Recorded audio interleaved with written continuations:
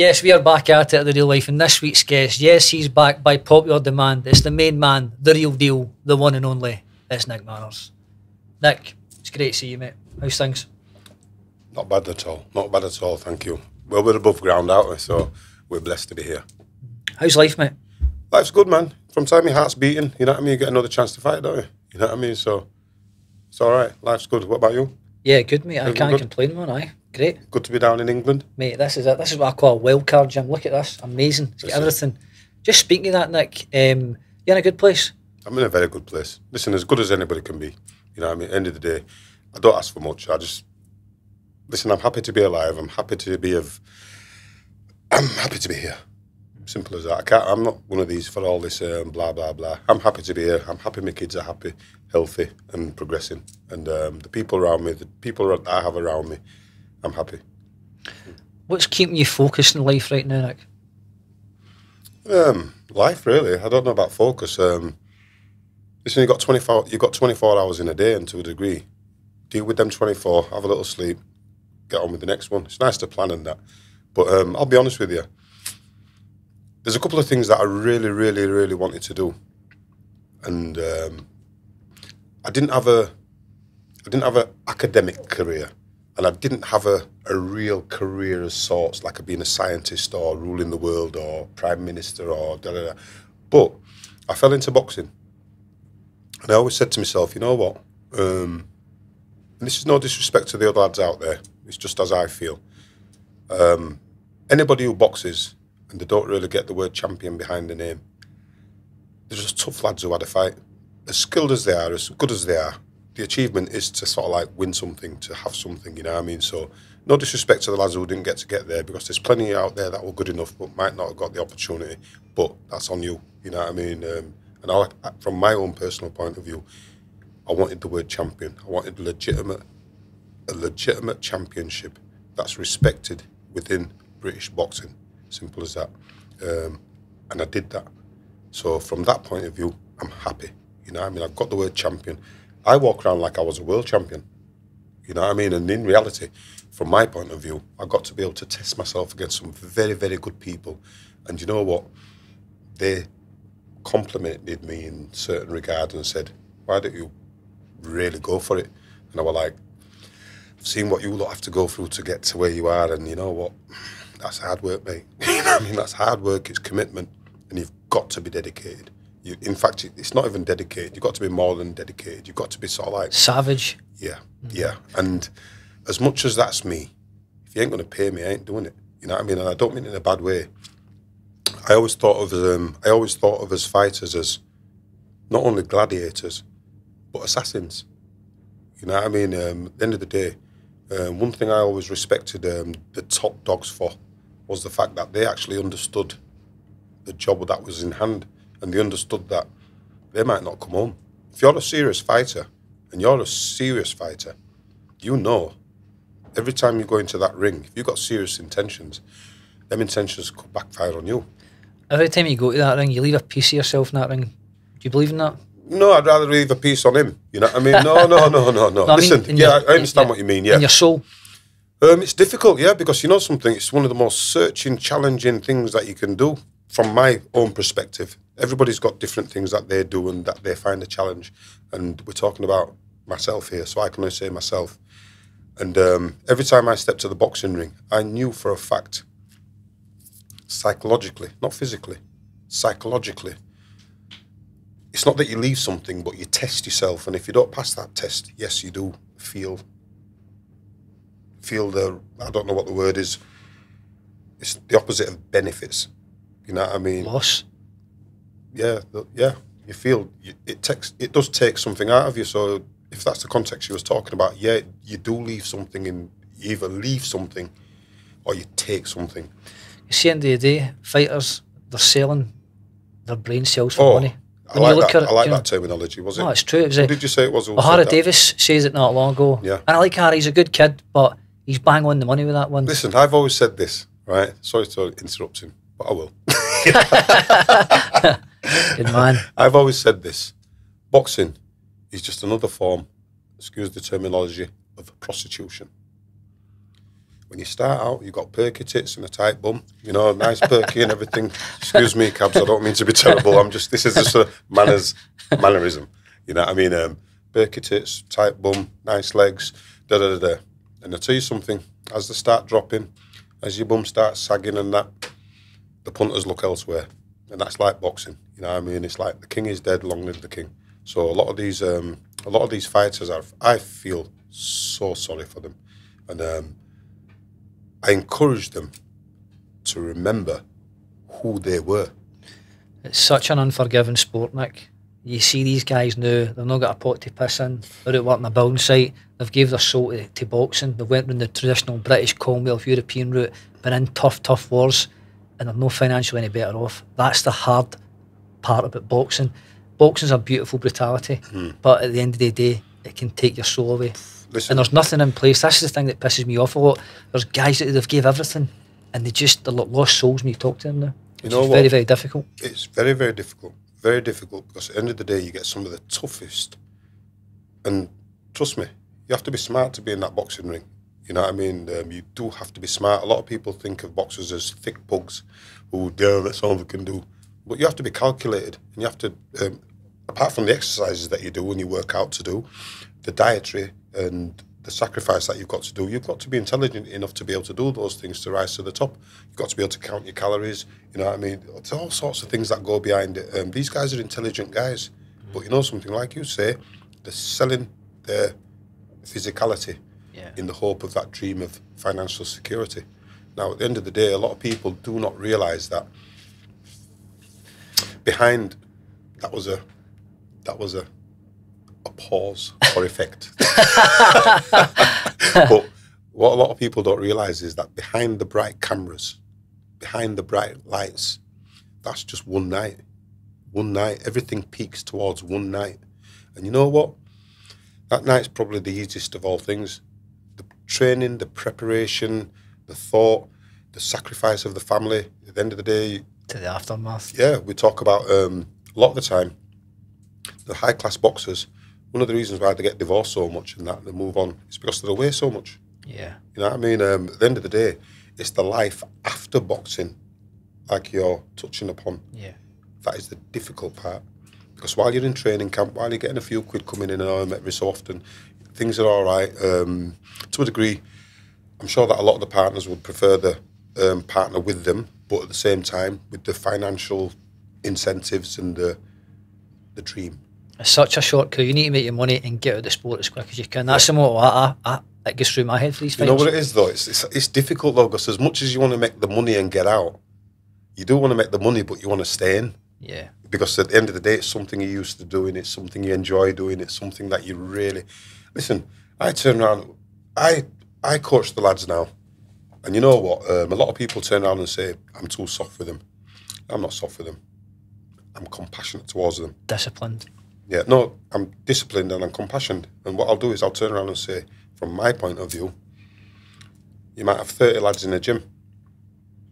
There might only be 5 of them who are going to compete on a really good level, potentially. And then you might have another 10 of them who you could say, listen, enjoy yourself. Don't kid yourself. Let's keep growing and see where you can go. But right now, don't dream too high, because you might be a little bit disappointed at the fact that that little 12-year-old over there who's beating you up every week, do you not realise that he's 12 and you're 16? And when you meet him 16, he's going to beat you up properly. So take your time and try and learn, you know what I mean? Try and learn properly, and don't expect to get slung in. I've had kids who come here and they've never had a fight. And I've said to them, listen, they might have been here 6, 7, 8 years. And I've said to them, listen, just enjoy the boxing, mate, because I'll tell you what it is, once you step into that realm of competition, it gets real and it gets hurtful. And psychologically, people don't understand that. You can come training. That's absolutely fantastic. It's great. You know, as soon as you turn around and accept that you're going to fight, your mentality changes. And then all of a sudden, it becomes real. And what you do on that bag for fun, bam, bam, bam, bam, bam, bam, and you're doing all the rocky punches in your head on the bag, and it's not touching your back, and you're looking fantastic. And then as soon as you get in that sparring thing, everything changes for some, or for many. But like I tried to tell them, listen, everything you do in this gym, imagine there's a man in front of you trying to take your head off. Because to tell you what it is, when you get in that ring, there will be. So don't kid yourself, you know what I mean? So even if it's a bit intense, use that intensity. You once said to me, if you're going to go to hell, you better have horns, man. Yeah. Listen, if you're going in that ring, you better understand that, look, everything that you want to do to him, he probably wants to do to you too. So don't be surprised if he tries. And if he tries, you better make sure that you're well prepared for what he brings. You know what I mean? You're retired, Nick. Well, your faculty's in place. You've got a good thing. You've got a good thing going in here. What gives you strength to teach these young kids? Because it's not an easy job, Nick. Listen, I don't get to fight no more, so I can shout at these. I can go and get all my frustration out there. But no, in reality, what gives me my drive and my focus is seeing that little kid come in here with his shoulders bowed, really nervous, like a little, I won't say sheep, like a little chicken, a bald chicken. And you go, I'll tell you what I'm going to do. Let's get you comfortable enough and grow you enough and incubate you enough so that them feathers start coming out. And then eventually, you're going to strut your stuff. Build that courage, innit? Build that confidence. Yeah, listen, it's not always about making boxers. You make people. I've got a friend over in Sheffield called Glenn Rhodes, MBE. Great kid, great man. And I'll tell you what it is, he was in Sheffield with me. Well, I was in Sheffield with him. And you know something? We worked under the great Brendan Ingle, God bless him.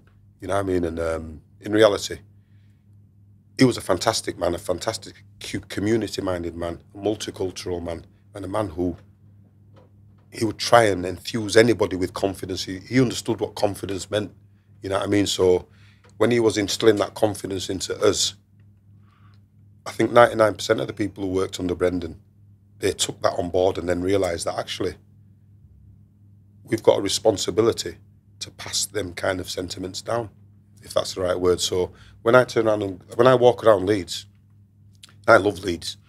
This is my place, this is my town, and this is his town and his town and his town. Everybody from Leeds think it's their town, and so we should. You know, we're very proud of it, you know what I mean? But when I walk around and I see some of the kids and that, I'll say to them, yeah, pull your pants up, mate, tie your laces. You know what I mean? And I say, no, listen, trust me. You know what I mean? And people's going to look at you in a totally different way just by the way that you present yourself. And just little things, because everybody thinks it's cool to look unsheveled or however they want to look, you know what I mean? But behind that look, there's some great kids. And just because of how they look, sometimes they're getting overlooked. You know what I mean? Just because of how they appear. If you've got a kid who's he's got his pants halfway down and his shoelaces undone, and he's got a big coat on in the hoodie, and it's red hot in summer, to a degree, people might look at him and they might judge him just based on that. And in reality, it's just fashion. But behind that, there might be a really nice kid, a good articulate kid who could be of real meaning to somebody, something, somewhere. You know what I mean? And like, don't get me wrong, before you all think I'm some kind of a saint and a martyr and this, that and the other, I'm not. You know what I mean? But you know what it is? In life, sometimes you're allowed to do as I say, not as I've done. You know what I mean? You learn by example sometimes. And I don't mind turning around and saying that I didn't have the easiest of ways going forward, but I always had the easiest of intentions. You know what I mean? My intentions have always been good, even if I beat you up. You know what I mean? It's a good intention. You know what I mean? It's come from a good place. You know what I mean? So I'm quite happy with some of the examples that I give when these kids step in here.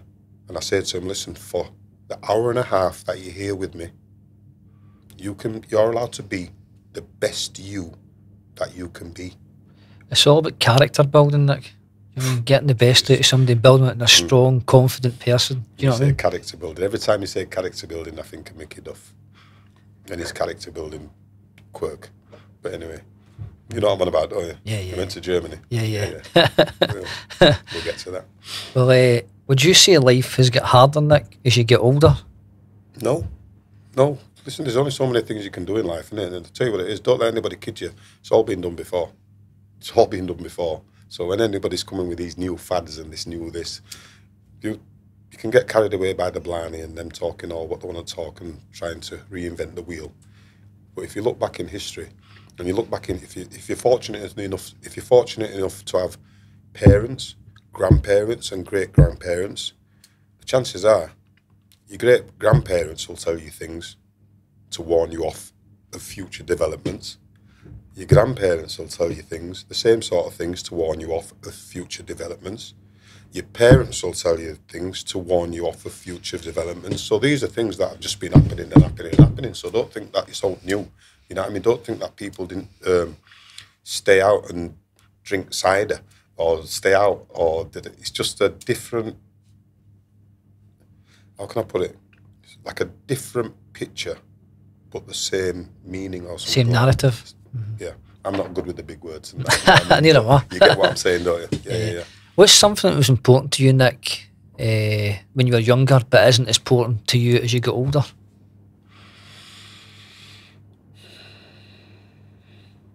How people deal with me. Right now, if you're no good for me, I'll just walk away from you. I'm not interested, not bothered. You know what I mean? If you don't, it's energy. You know what I mean? When I was younger, I think I used to confront energy.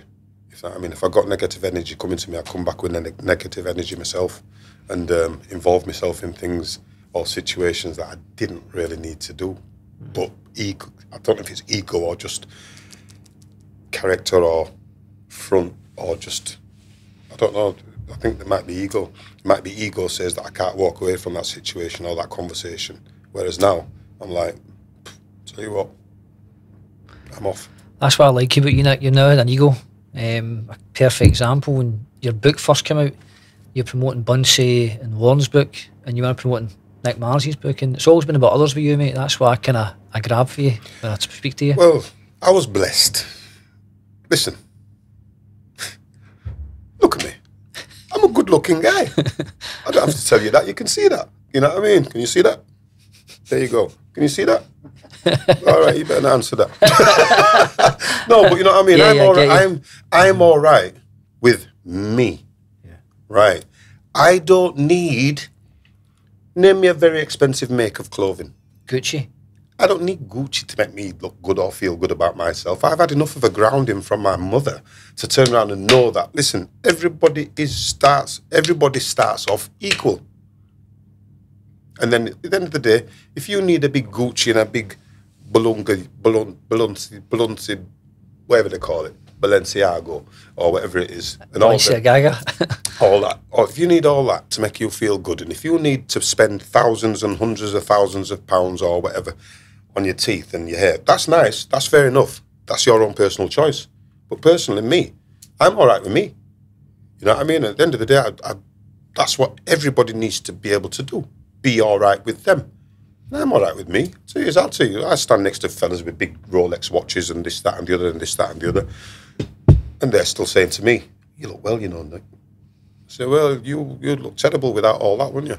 You know what I mean? You've got your skinny jeans on, you've got your blah, blah, you've got the this, that, and the other. That's your armour. That's your armour.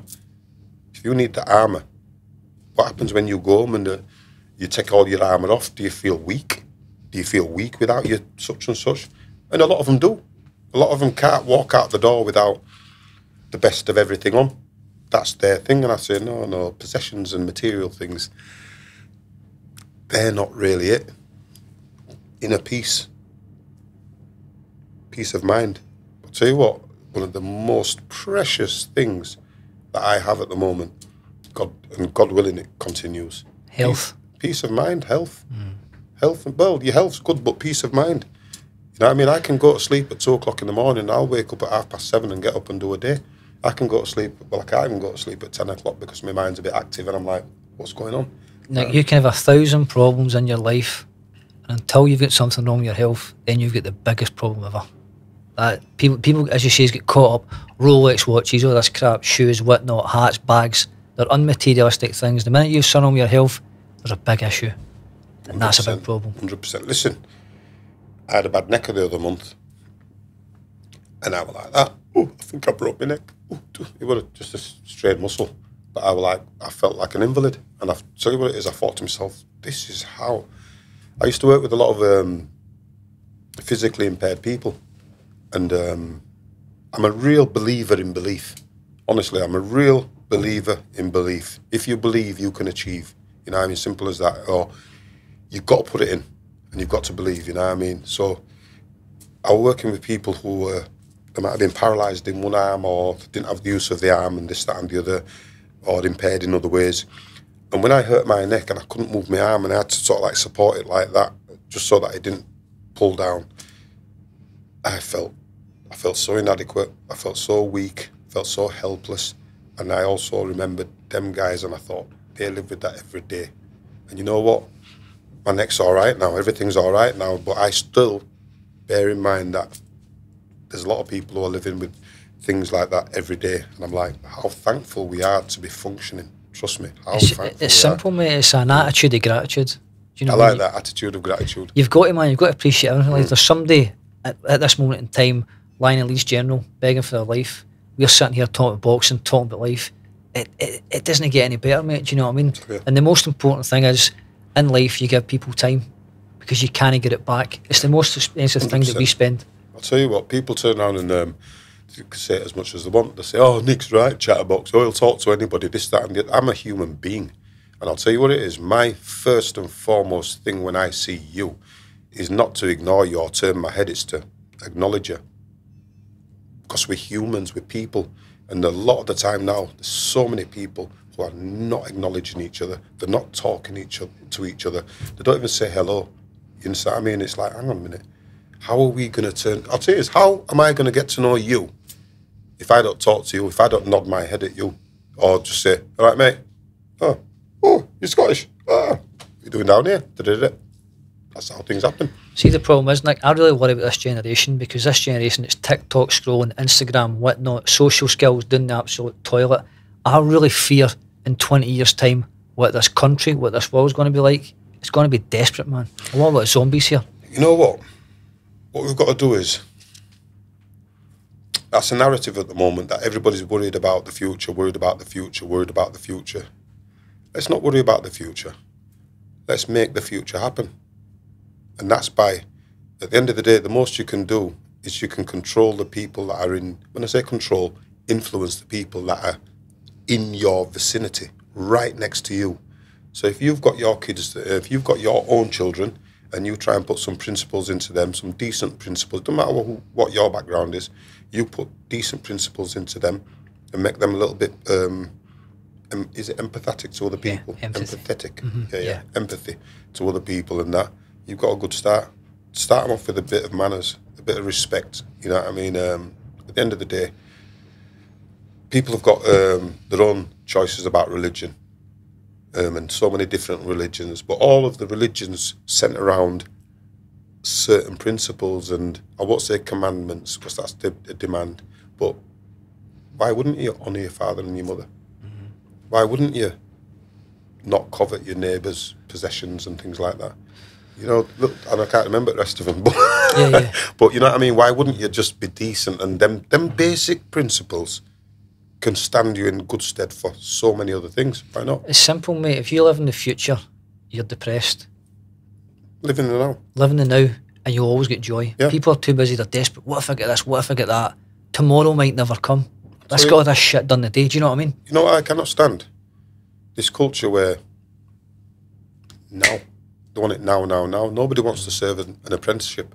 And that apprenticeship might just involve a little bit of patience to turn around and say, okay, it's like boxing. I get so many people coming in and pick and box. And then when I see them boxing, I might say, if you box like that, you won't be boxing for long. Mm-hmm. And the thing is, it's not a matter of you won't be boxing for long. It's just that your false sense of your ability, when you get punched in the face a couple of times and that, and you can't do anything back at all because you haven't got a clue, your confidence is going to be shattered, and the chances are you won't come back to boxing. But what you will do is you'll go out there, and to make up for the terrible attempt that you made at boxing because you didn't stick to it and try and learn something, you're going to go out there and you're going to try and throw your hands. And when somebody, or if somebody turns around and says to you, what happened to you with that boxing like? And you go, oh, no. And they go, oh, no good, were you? Couldn't handle it. then maybe you might get confrontational with that person to try and prove a point because actually you weren't no good at it and you didn't have the patience to turn around and stick it out. It's simple, mate. See, to win in life, mate, right? You just need to turn up every day. You don't need to be the smartest guy in the room. You don't need to be the best in the room. You just need to be that guy that turns up every fucking day and gives it everything. And that's how you build your character in boxing. This is why places like this are an amazing place to come to, because you can bring somebody in here who's absolutely shot to pieces and they can leave this place on high heavens. That's boxing, and that's how it's beautiful. Do you know I what I mean? love it, me, because I don't mind saying that I welcome the underdogs. Because I'll tell you what it is, them underdogs don't get welcomed in every other place. Because you know something, some places, they want a commodity that they can make money out of in the long game. And I'm not knocking them for that, because boxing, what we've got to remember as well, let's not knock boxing so much. Boxing's a business, and it's prize fighting. And that's what it's about. Now, there's a lot of people who's getting into boxing now, and they want the bright lights, they want the glitz, they want the attention. Because what's more, you know what's worth more than money nowadays? Health. No, in this society. Tell me. Views, being viewed. Yeah. Think about that. Yeah. That's worth more than money to people. They're more interested in being viewed, being seen, being likes being and observed. shares and all that. Yeah. That's what people want. So what they will do, they'll put themselves in an environment that they know is popular for that, and they'll put their. You talk about professional fighters putting themselves at risk. I'll tell you what it is. It's not as much as a risk as some of these people who are coming in and fighting on the unlicensed, and that's a risk. That's a serious risk. You know what I mean? And I'm like that. I think, oof, you're going to get that kid killed. You know what I mean? And at the end of the day, you've got to remember, the body isn't made to take damage. And this there, the cranium, is just like, you see this computer here? Right. Might look great and this, that and the other. This isn't what runs the computer. There's a hard drive inside that's equal to your brain. Now, this is only a bit of protective cover. But you do know that if you drop it too many times, it'll stop working. Yeah. There, protected. Yeah.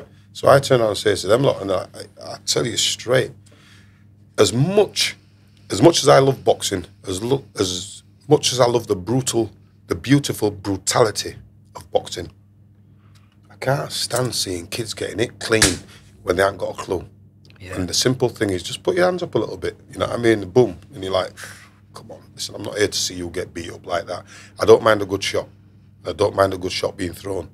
But I'll tell you what, a good shot being thrown should be countered by good defence, good movement. The noble art. Yeah, a lot of people are forgetting that at the moment. People forget, they think, the sparring doesn't count, the training doesn't count. That's when most of the damage is done. Every headshot, every body shot, it counts in sparring, on fight night. And that's the thing that people need to worry about as well. Do you know what I mean? Well, I was fortunate, my mother was a nurse. So we had all the medical books around the house. And I'll tell you, did you know that inside the brain, you know, if you got a skull, obviously not with the hair on and the eyebrows, but a skull, close your eyes, put your hand inside that skull and went like that, how do you think your hand would come out? Mushed. Cut to bits. Right, so that, inside the cranium, it's not no smooth container. It's got bits of bone and everything sticking out and that, you know what I mean? It's smooth on here, but I'm thinking it's a bit worse in there, and then you've got your fluid around the cranium. Is that correct? Yeah. Yeah, man. It's, you've got the fluid, I didn't make it up, you've got the fluid around the brain that protects it from hitting the walls and that, and then when people are training, the fluid is reduced, and the next thing you know, the brain's exposed more to the inside of the brain, and it's getting knocked about. You know what I mean? And all of a sudden, listen, this boxing's a serious game of chance. Trust me. There's a lot of luck involved, because some people are walking around now with damage that is just waiting for their blood pressure to rise a little bit. Capillaries burst, boom, clot, brain bleed, whatever. It's a load of chance. There's a load of chance. And what I say is you eliminate a lot of the chances of getting injured by training properly, feeding your body properly, resting properly, focusing properly. Being an athlete. And then it's all left to the man upstairs. You know what I mean? Because anything can happen. You've seen people turn around and be boxing and then just boom, gone. And you go, we didn't touch him. No, but that blood pressure's gone. Perfect example of that there is you struck a chord there. There's Luis Alberto Lopez who fought Josh Warrington. It was a really, really close fight that night. Josh was very unlucky to get it beaten a split, but he had a brain injury not long ago. Is he finished now? No, I'm not sure, but he had I think it was a bleed on the brain. Yeah. But he was a killer. He took out Michael Conlon. He beat Josh. He was onto big things, and he was at the top of the game. And just, as you say, a slight injury, major injury may add, it can change the whole complex, not only your career, but your life. Do you know what I mean? 100%. 100%. But you've got loads of them. You've got Paul Ingle. Yeah. You've got Michael Watson. Paul Appleby as well had one years ago. Yep. And Thorne. John somebody, Scottish kid. John Thor or something. Thorne. I can't remember. There was a Scottish lad who was he had a bad way, and he got brain injury and passed on, and that. There's been some real tragedies in the boxing, but at the same time, let's not bash it too much, because you know something, boxing when it's done in the right way, it's still brutal, it's still bent as fuck. You know what I mean? Excuse my language, cabs. You know what I mean? It's still bent. Do you worry for the sport, Nick? No. The state that it's in. Listen, there's so many people in charge of that sport. The sport's. I'm not worried about boxing. You know what I mean? I'm not worried about boxing. Let boxing worry about itself. You know what I mean? At the end of the day, it's a self-regulated, self-managed sport. At the end of the day, if it did have some kind of proper regulation, boxing would be brilliant. You know what I mean? For me, personally, I've got no power in this sport, so the only thing I can do is influence the people around me and hopefully make sure that they're safe and keep winning. You know what I mean? I'd love a league. I'd love a league in boxing where, just say for example, there's 50 fighters, all right, and that's in one division. Tell you what, every single one of them fighters, just say for example, if you wanted to climb the ratings and you was number 50, you could fight anybody 3 away. Like 50 can fight 49, 48, 47. 36 can fight 30, going back. And if they don't, forget about the fact, because the worst bullshit reason, it don't make money, it don't make sense. No, it sorts out who's who. It's sort of the UFC model, see the way Dana White does it, 1 versus 2. Is that how it does? That's how Dana White does it, 1 versus 2, 1 versus 3, then that's the way it should be. That's the way it goes, and then we sort out who's at the top, because at the end of the day, what can happen right now is, and what does happen is, you're getting popular fighters who are being picked by the popular promoters, the promoters with the influence and the television, and they pick and choose who they want to go forward.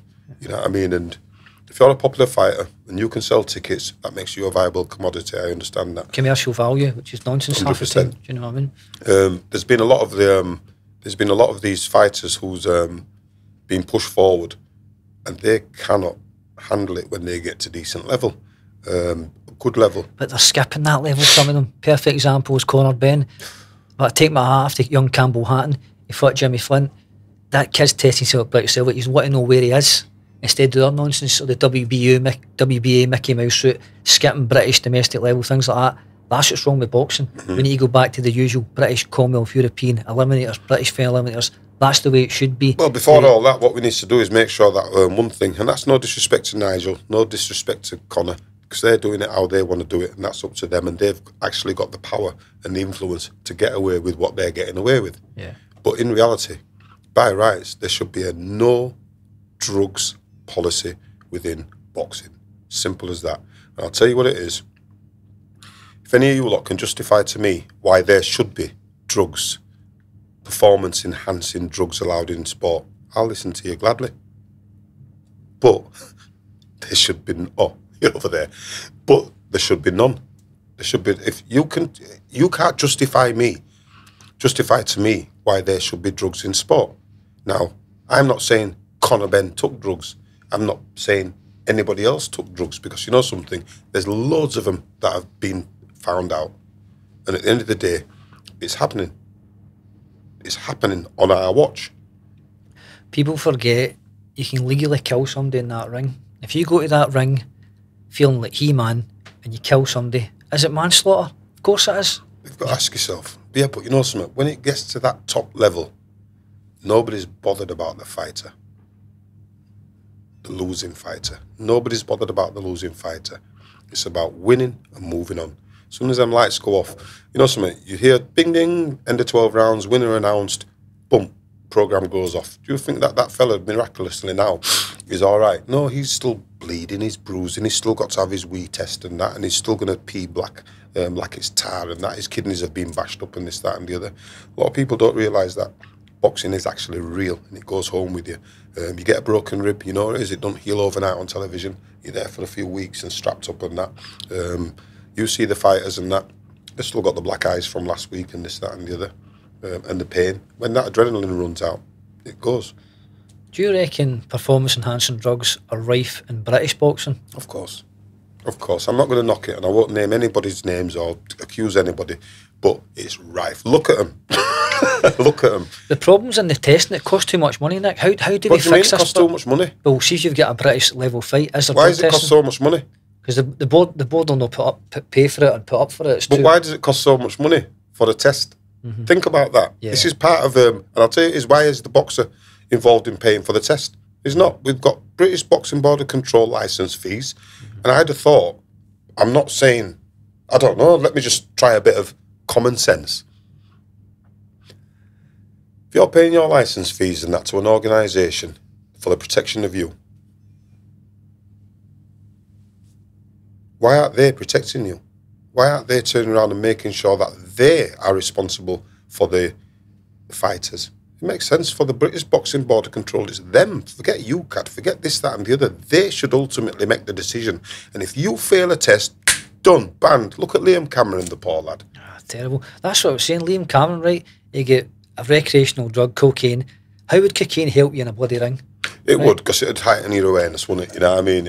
But No, let's not think it. It Listen, wouldn't make you any stronger. It wouldn't give you more power in the ring, right? This guy get made an example of. Listen, let's be right about it. I've seen people who's been on coke in the ring and that, and I'll tell you what, is there like 10 men. Okay, you go to the club, okay, you'll see people on cocaine and that, and you'll see they've got heightened confidence, okay? Sometimes when they fight, they can fight, and you think, where did that come from? Right, so don't tell me that it can't help you in the ring. It can help you in the ring. Have you seen a man on cocaine? Yeah, plenty. Right, how are they? High as a kite. Right, what? No, that's marijuana, high as a kite. No. Superpowers. Right, do you not see them get strong and want to take on 10 men? Yeah. Or are you getting dodgy gear in Scotland? No. It's just the fact that cocaine will make you feel powerful. Right, so what you just said there, no disrespect, is wrong. I don't know about you. Cocaine will make you feel powerful and make you feel like 10 men from what I've heard and what I've seen. So cocaine will help you in a fight. Yeah. Remember that. Now, at the same time, it was done as a recreation. Am I wrong? Oh, I was just thinking that's a great clip.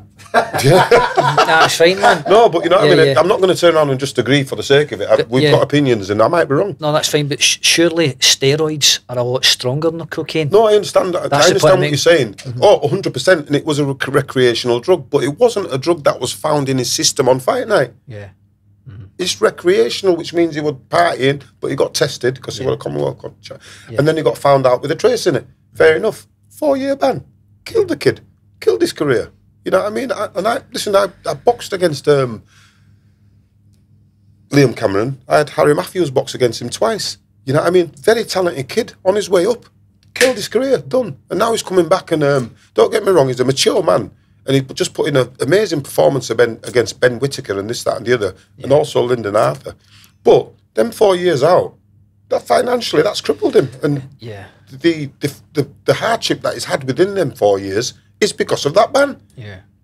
So they've killed him off for not taking performance-enhancing drugs, but taking recreational drug instead. Yeah, but it was out of contest. That's what the point I was making. So Liam's took that stuff out of contest. He's not took it on fight night. Exactly. The point I was making, these other fighters are just up to the gills, going to the ring, then getting caught with a blood and urine sample after the fight. That's the point I'm making. I just don't get... Let me give you a better point. A lot of these fighters are getting caught before the fight and then still being allowed to fight. Yeah. And then being punished after the fight. Think about that. They're getting caught before the fight. and then still being allowed to fight, and then being punished after the fight, which there's no point getting. If you get an 18-month ban after you've had a fight that earns you £3.2 million, are you bothered? No. You can have a little rest and come back again. Same with Ryan Garcia. He's the same as well. He get done, yet he still earned about $10 to $15 million for the fight. Listen, unbelievable. Ryan Garcia is a pretty white boy who's made an absolute fortune and who says the right things, looks the right way, got all the likes, got all the attention. Stellar career as well. Yeah. Cracking boxer as well. Yeah. But just steered the right way. Listen, it's commercial gold. And at the end of the day, if you're in Africa and you've got a huge black guy who can fight like hell, like Cabriolet or whatever, you can promote him. If you're in England and you have a blonde-haired, blue-eyed Englishman, you can promote the hell out of him. So sometimes it's just about them opportunities, business opportunities and that, and what the fad of what people want. You know what I mean? At the end of the day, when it comes to being a black professional in England, you've got to be a Bruno or a Ben. Yeah. Bruno, I'll stand for anything you want. Ben, I'm going to knock your fucking head off. The one or the other, it's a bit of an extreme. Yeah. Whereas in the middle, it's hard to make it being just half nice and that, you know what I mean? Perfect example, as I said to you earlier, is Big Martin Bacoli, the heavyweight, up in Scotland, right? Billy Nelson does all he's talking for him. Martin doesn't speak anything. That's not good for Martin. I know he's trying to promote his fair and things like that, but Martin needs that commercial value to sell himself. Is he the potential boogeyman division? Of course he is. The guy can bang. He could be the guy that beats them all. But Frank Smith said it as well for Matchroom not long ago. Bacoli doesn't hold any commercial value. And that's a bitter pill to swallow. No. Commercial value. What you mean is, Bacoli doesn't talk a load of shit. You know what I mean? He doesn't talk a load of crap. And he doesn't turn around and entertain the fans in as much as going on like a jackass, telling everybody that he don't throw tables up, he don't do this, he don't do all the things that you find rather distasteful. But what he does is he fights, he turns up, he fights, he wins. So what is it that you want? Do you want a performing violent clown? Or do you want a stone cold killer who'll do the job? Yeah. That Bacoli's all right. He's a really good kid and that. Good. But like so many things, it's about the location and the people that you're associating with. If Bacoli was down in London and signed with Eddie Hearn or Frank Warren, I think he'd be better with Frank Warren. Because Frank Warren doesn't necessarily demand that you throw tables about and do that entertainment thing. He's a bit older and old school. Whereas Eddie's young and he tapped into what this young generation like, which is bluster, bullshit and boxing. And the thing is, Martin's with Ben Shalom as well. So Warren and Hearn was got to put a dent in Shalom's value to get Martin these fights as well. That's what I'm saying. But these guys couldn't make a fight for 15, 20 years, right? Now they're running about hand in hand like boyfriend and girlfriend with the Saudi money, all that kind of stuff. No, that's the truth, but Nick, am I right? Do you know what I mean? I'm bang on the money here. Do you know what I mean? That's what you're saying. I'm telling you, man. Oh, Frankie, I can't imagine. Can you imagine the Richardsons and the Frasers and the Craze will be turning in the grave because Frank's a serious guy. He's a good guy. He's holding hands with our old Turk. Aye, Turkey, I'll shake. He's holding hands with him. Aye. But you look at Hearn and Warren, right? They've got that gravy train, the Saudi money. They're looking up, they're not looking down. That's the problem you've got now in boxing. They couldn't make a fight, as I said, in 15, 20 years. Now it's, all right, Frank, what do you want for dinner? Oh, we'll go for a steak tonight. No problem. That's what's happening now. And Shalom is in the background, and he's trying to say that. They're belittling him. You can see it a mile away. I think there's to be fair, you know what? And they're doing a lot on camera as well, Nick. So we spoke about views earlier. Structure. They're doing it in IFL, Boxing News, things like that, Boxing Social. They're doing that with Shalom. I've seen Shalom at events. He's going like, don't ask me this, don't ask me that. I've seen it with my eyes. And Ben Shalom says that? Yep, he's said that a few times, before he gets interviewed. Don't ask me about this, don't ask me about that. But I've got to say, Frank and Eddie, they just roll with it. I was just about to turn around and say, well, that's a rod for his own back there then, isn't it? At the end of the day, by rights, I'd respect that more if you asked the question and he refused to answer. Yeah. You know what I mean? Just say, listen, I'm not going to talk about that. You know what I mean? And then people can make their own views and that, whereas if he's saying, don't ask me before it's even... Yeah, it's happened before. But is this Saudi money, the greed factor's coming into it? But as boxing, we should be bringing all the promoters together and working it out. That's the way I see You know, when it. it comes If right it's going down to to better it, the sport, we should do that. the biggest problem that we've got in this sport, honestly, the biggest problem we've got in this sport is that there's no regulator. It's like the FA, football's got the FA, cricket's got the ICC or something like that. Yeah. The Olympics have got their thing, but boxing has got nothing. Boxing's just run by whoever's got the most money and can get the best fighters or the most popular fighters. I've got to give credit to the small hall operators. I'll tell you who I think.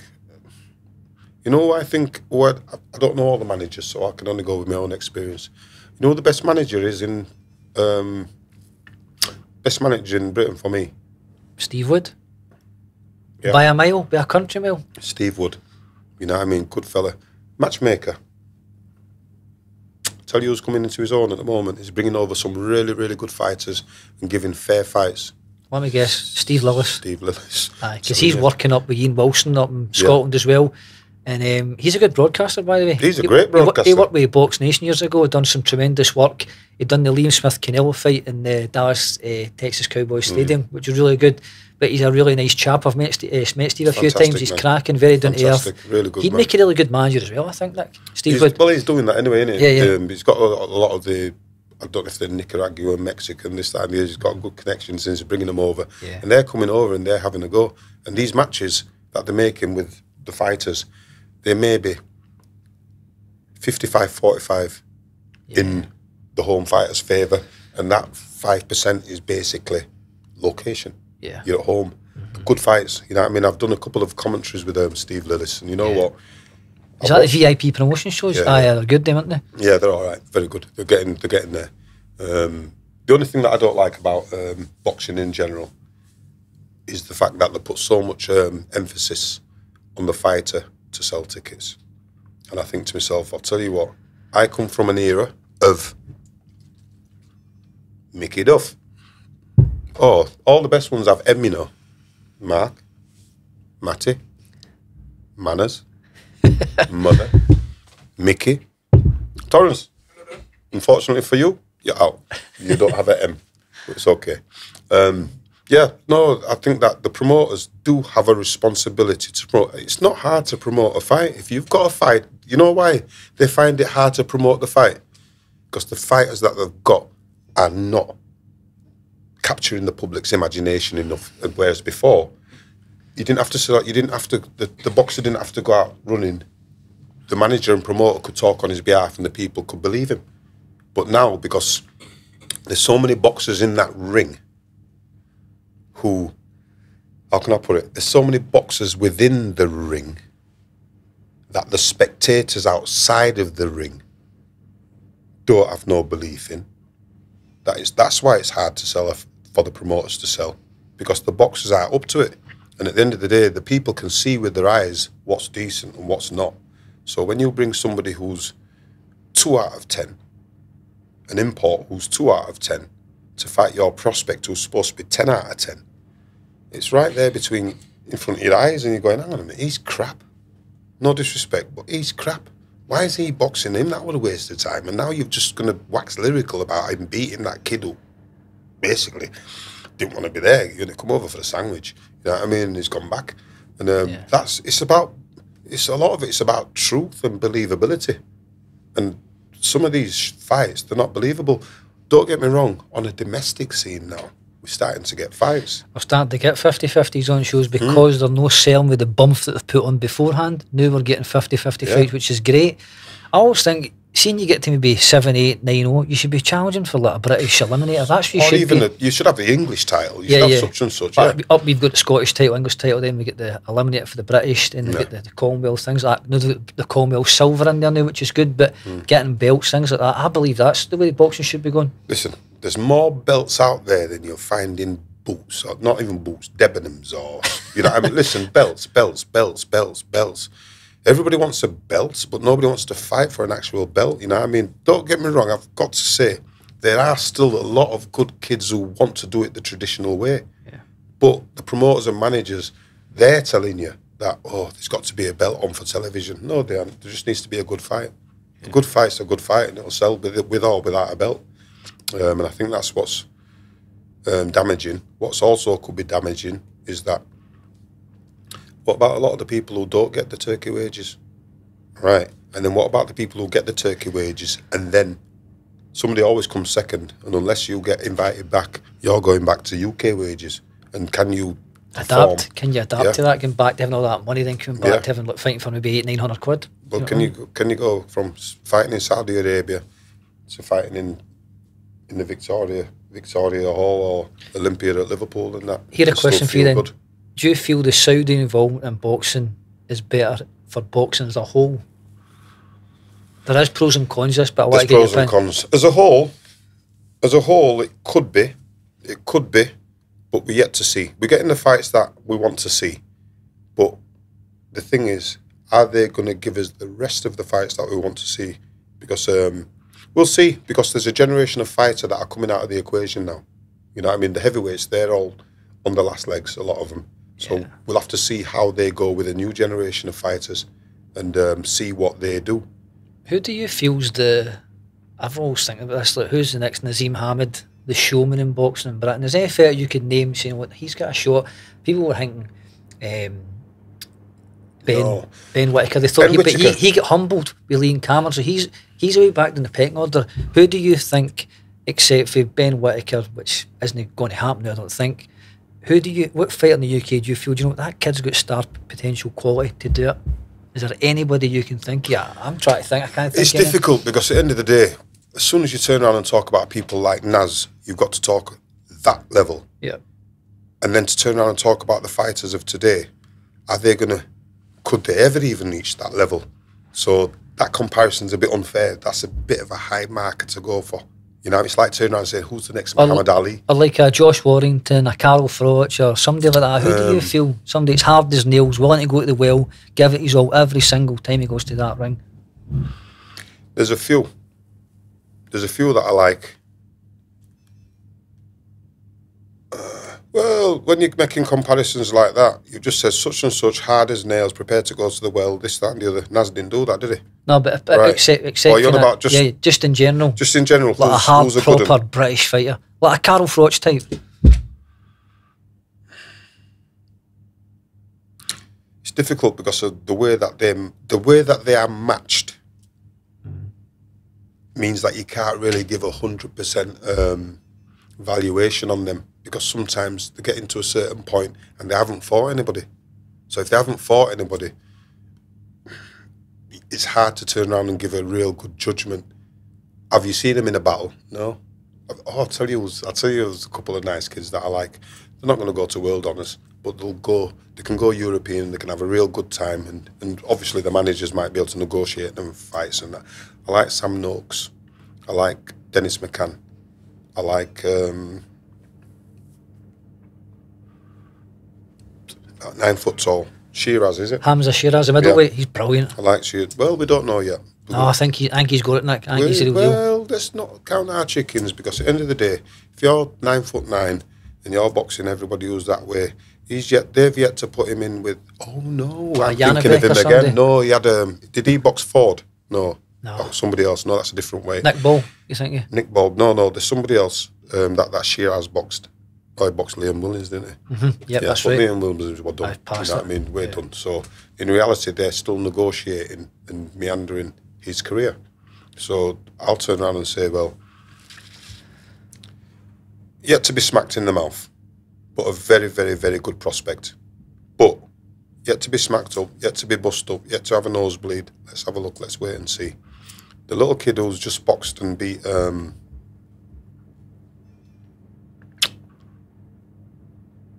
Davis is called.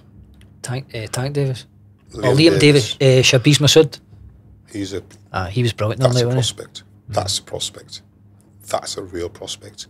And he's yet to shine. Because these talks of Liam Davis fighting and you know this kind of stuff. Then on Saturday past there, Shabizz Massoud done an absolute number on him. He was brilliant, sharp, witty, ring IQ, technical, his versatility, everything's right on the money. The Asian community's got some really, really good fighters coming through. Really, really confident fighters coming through. Good fighters, sharp, fierce, in certain degrees fearless as well. You know what I mean? They've really taken on board. They're the ones who've been watching Naz and gone, you know what, we can do this too. You know what I mean? It's good to see. Just touching back, Nick, I always like to get your thoughts on the youth of today and things like that. Do you worry for the youth of today? No, I worry about my kids. I worry about the kids who come in the gym, and as long as they can go from A to Z, I'm happy. In general, the youth of today is the youth of yesterday, aren't they? They're just like us. They're not, like I say, they're not terrible. There's terrible things going on, and there's terrible places, and don't get me wrong, I live a bit of a sheltered life now. I don't see the kids with big machetes and all that business. I don't see people getting mugged left, right and centre and this, that and the other, because at the end of the day, I choose not to go into that environment. So if you're not in that environment, it's hard to turn around and judge and whatever. I can tell you about 30 years ago, 20 years ago, but these bad kids now, I can't tell you about them because I won't see them. They come out, a lot of them come out under the cover of darkness. So I don't walk the streets at night. I'm in the gym, or I'm at home, or I'm doing whatever. I'm a mature man now, so I don't see that shit. Yeah. So, and also, when the kids come here, I don't know, I might have some of the biggest gangsters in Leeds coming here, but they behave very well, you know what I mean, while they're here, you know what I mean, which is a good thing. And then hopefully, I don't really fear for the youth of today. No. They're going to have to make their own way, mate. And I'll tell you what it is, if they don't turn around and wise up, like I always say, there are many, many good kids out there still. The good kids really do outnumber the bad ones. And the bad ones are the ones who are getting all the attention. You know what I mean? There's not that, you know, some of these kids that, inverted commas, look like the bad and this, that and the other, they're not the good kids. I'll tell you what, let's get to my book, because I'll tell you what it is, front. I've had people turn around and say, oh, you were a menace, Nick, when you were younger. Not nasty, but a menace. And I go, really? I never felt like that. You know what I mean? And when I look at these kids, I'm like, some of these, when they come in front of me or I'm talking to them, you know, I don't see that. I see kids.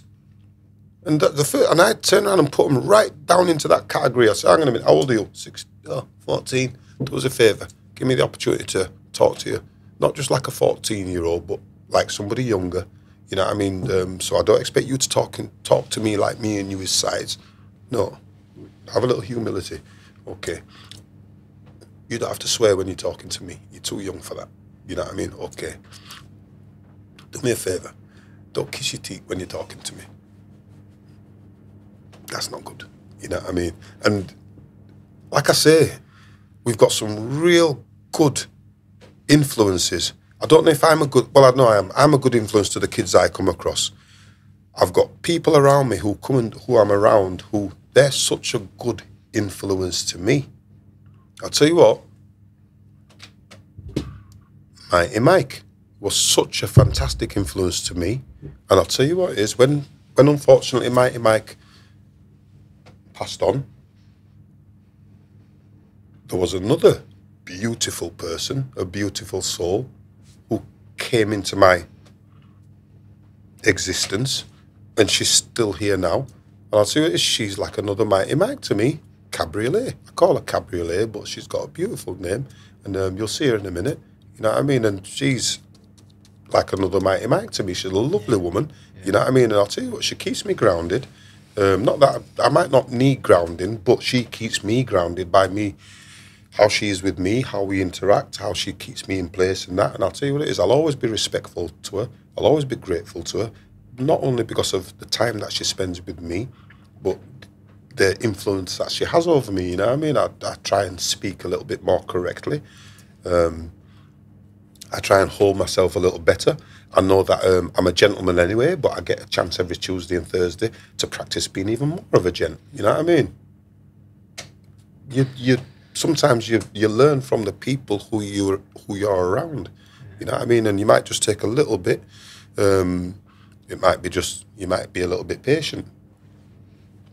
So let's go on to this book, Nick. I'd like to bring in Matt, one of the spearheaders in the graphic design behind your book. If you just, Matt, if you come over and get a quick seat, mate, we'll just see what... Come on, son.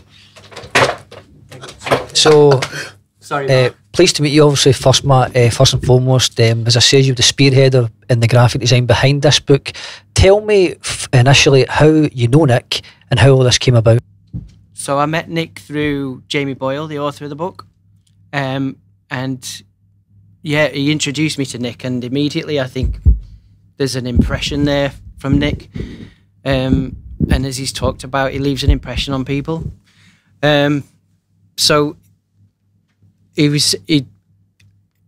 when he told me his wants, it was, I just want a book. And then when you dig a little bit deeper and find out why he wants a book, he's got a story to tell, and it's a phenomenal story. But the most important part of why he wants a book is he wants it to be a quality book that represents him. So that's his level of standard there. And I know from my past is in video games. So I've launched games straight into the bargain bin, and I've launched games and been part of marketing teams that have launched games that have sold lots and lots. You okay? Can you hear me? Yes, Good. I can hear you. I'm not sure it'll be entertaining for you, but you can switch them off in my bit. So I've been I've seen all those facets. I've got a history in youth work as well. So for me personally, if I can help Nick tell his story to the kids that are walking in this gym, young people that are walking in this gym, then I'm painfully dyslexic. So for me to be able to hear Nick's story without ever meeting him, how am I going to do that? And that's through my phone nowadays, or that's through whatever. So I see my role as making it accessible to someone who's maybe not in the school system, or a beautiful hardback book for an elegant lady like yourself. So Yes, it's a lovely book. thank you very much. Thanks for your kind words about it. So you can have wafer thin ham version of it, or you can have a full fat steak, cooked however you want. So that's how I see my role, really. And so that's, I don't know if that's much of an origin story, but I've personally done a book about Paul Sykes. So obviously there's an in there with Jamie, and then byproduct in there with Nick. But Nick's known for what happened with him and Paul, but Paul's story is very different to Nick's. And the key thing from my youth work background is everyone's got a past, but Nick's turned his life around. And that's what I can relate to. I want to hear inspirational stories about people that have turned their lives around and are still doing it to this day. I've seen it this morning. I've seen a kid come in and get the Nick Manners treatment, and and he's walked away. He's walked away a different stature, you know, to what he came in. He's a good teacher, this guy, isn't he? Fantastic. Yeah. He's a leader, but he's a teacher, but he also doesn't have, as you said, the ego there. Yeah. So he's teaching you to make you a better person. He's influencing you to make you a better person. And then that is just the ripple effect, and it'll influence everyone around you. Just this morning, there's a young gentleman that's, spent a lot of time with Nick in a boxing context, comes in, doesn't know me, walks straight over, shakes my hand, wipes his feet. Now, I'm a little bit older, and I think that those things, that's how you can gauge the measure of a person. It's respect, and it's there. And if you aren't noticing those things, then they're not on your radar. But for me personally, to be involved in a project like this, where that's a thread running through all of it, that someone like this gentleman I met this morning could buy the book, and also yourself could buy the book and appreciate it in totally different ways, because it's a #1 bestseller, which I'm super proud of as a publisher hat on, super proud of. But it's not down to any spin or any BS. It's down to the product selling itself. Yeah, honesty, integrity. Yes, right throughout, yeah. And that's right throughout every chapter. So there's chapters in there about Nick's experience as a carer with Mighty Mike. And I'll leave you to experience that, because I think it leaves an impression on everyone. That episode, I'll get choked up thinking about it. Anyone who's ever had to care for anyone, or anyone who's ever lost anyone, will feel elements of that. There's chapters in there about, obviously, Nick's past stories inside. There's a little bit of gore in there if you're into a bit of true crime, but it's not that book. Yeah. It's a life story. And there's a ton of boxing in there if you like boxing. You could talk to Nick about boxing for all day before you'd run out of hard drive space. But you could also talk to Nick about, what it was like growing up in Leeds. You could talk to Nick about anything. And that's, for me, that was the pull to be involved. And it's my job to make sure you look at this book and you understand it totally. Because I know it's a cliche, you judge a book by its cover, but this will tell you, just at a glance, if you want to be involved in this story, you know who it's about, and you know, and this is a question mark front. Well, it's not describing that's the front of the book. Yeah. Nick will tell you in this book what fronts and what hats he's had to wear to get through hard times. So that's one of the buy-ins for me. But also, if you like big names, you've got Joe Calzaghe in there, you know, and Joe will tell you himself in here his experience of Nick, and also Josh Warrington, the success that happened there. So we don't need to spin any of that. That happened. That's actual Did fact. you enjoy this whole project, to take it as a whole then, and very delighted with the end product as well, Don't get me wrong, I've been, there's been challenging elements just from like, how are we going to do this? But working in unison with Nick and Jamie, obviously they've got a wealth of experience on certain things that I haven't, but I can make you look great. You didn't have much work to do there, obviously. Well, I knew I should have got a shave this morning. it's only Photoshop. It's not. Sorry, Campbell. You should have seen the quality of the image you gave me. It was a wobbly photograph with his reflection in the background, but that's okay because that's real. And Nick's sending me photos every day of someone who's holding the book, and it's a real person. That must feel good for Nick sending that. How does that feel personally? It's real.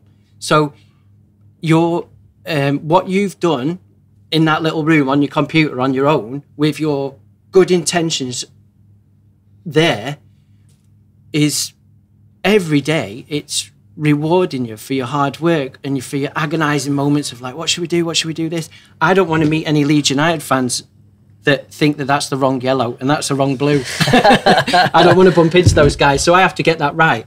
And that's a technical thing, and that's cool. But every decision on this book, from a design perspective, from the size of the text, from the accessibility of anyone who will find it hard to read, what typeface you're using, it's all considered.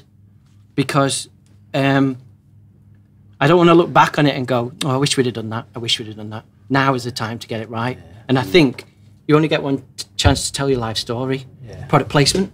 You only get one time to tell your life story. So I wouldn't be doing Nick a service if I didn't do the best I could do in terms of making it look great.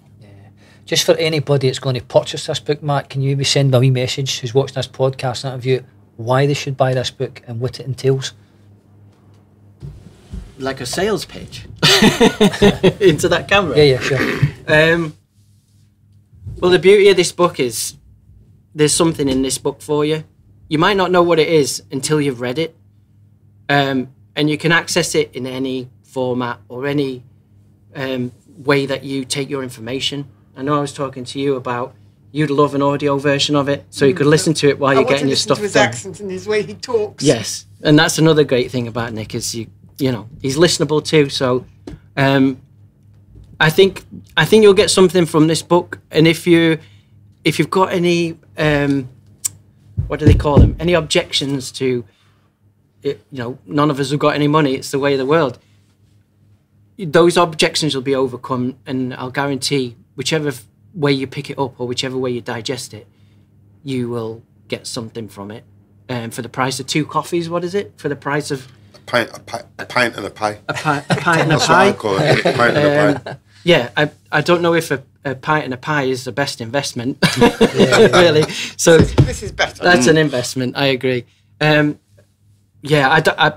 beauty of it for me personally is I don't need to sell it. I need to say, experience it, and I'll help you to any way you can to experience it. Yeah.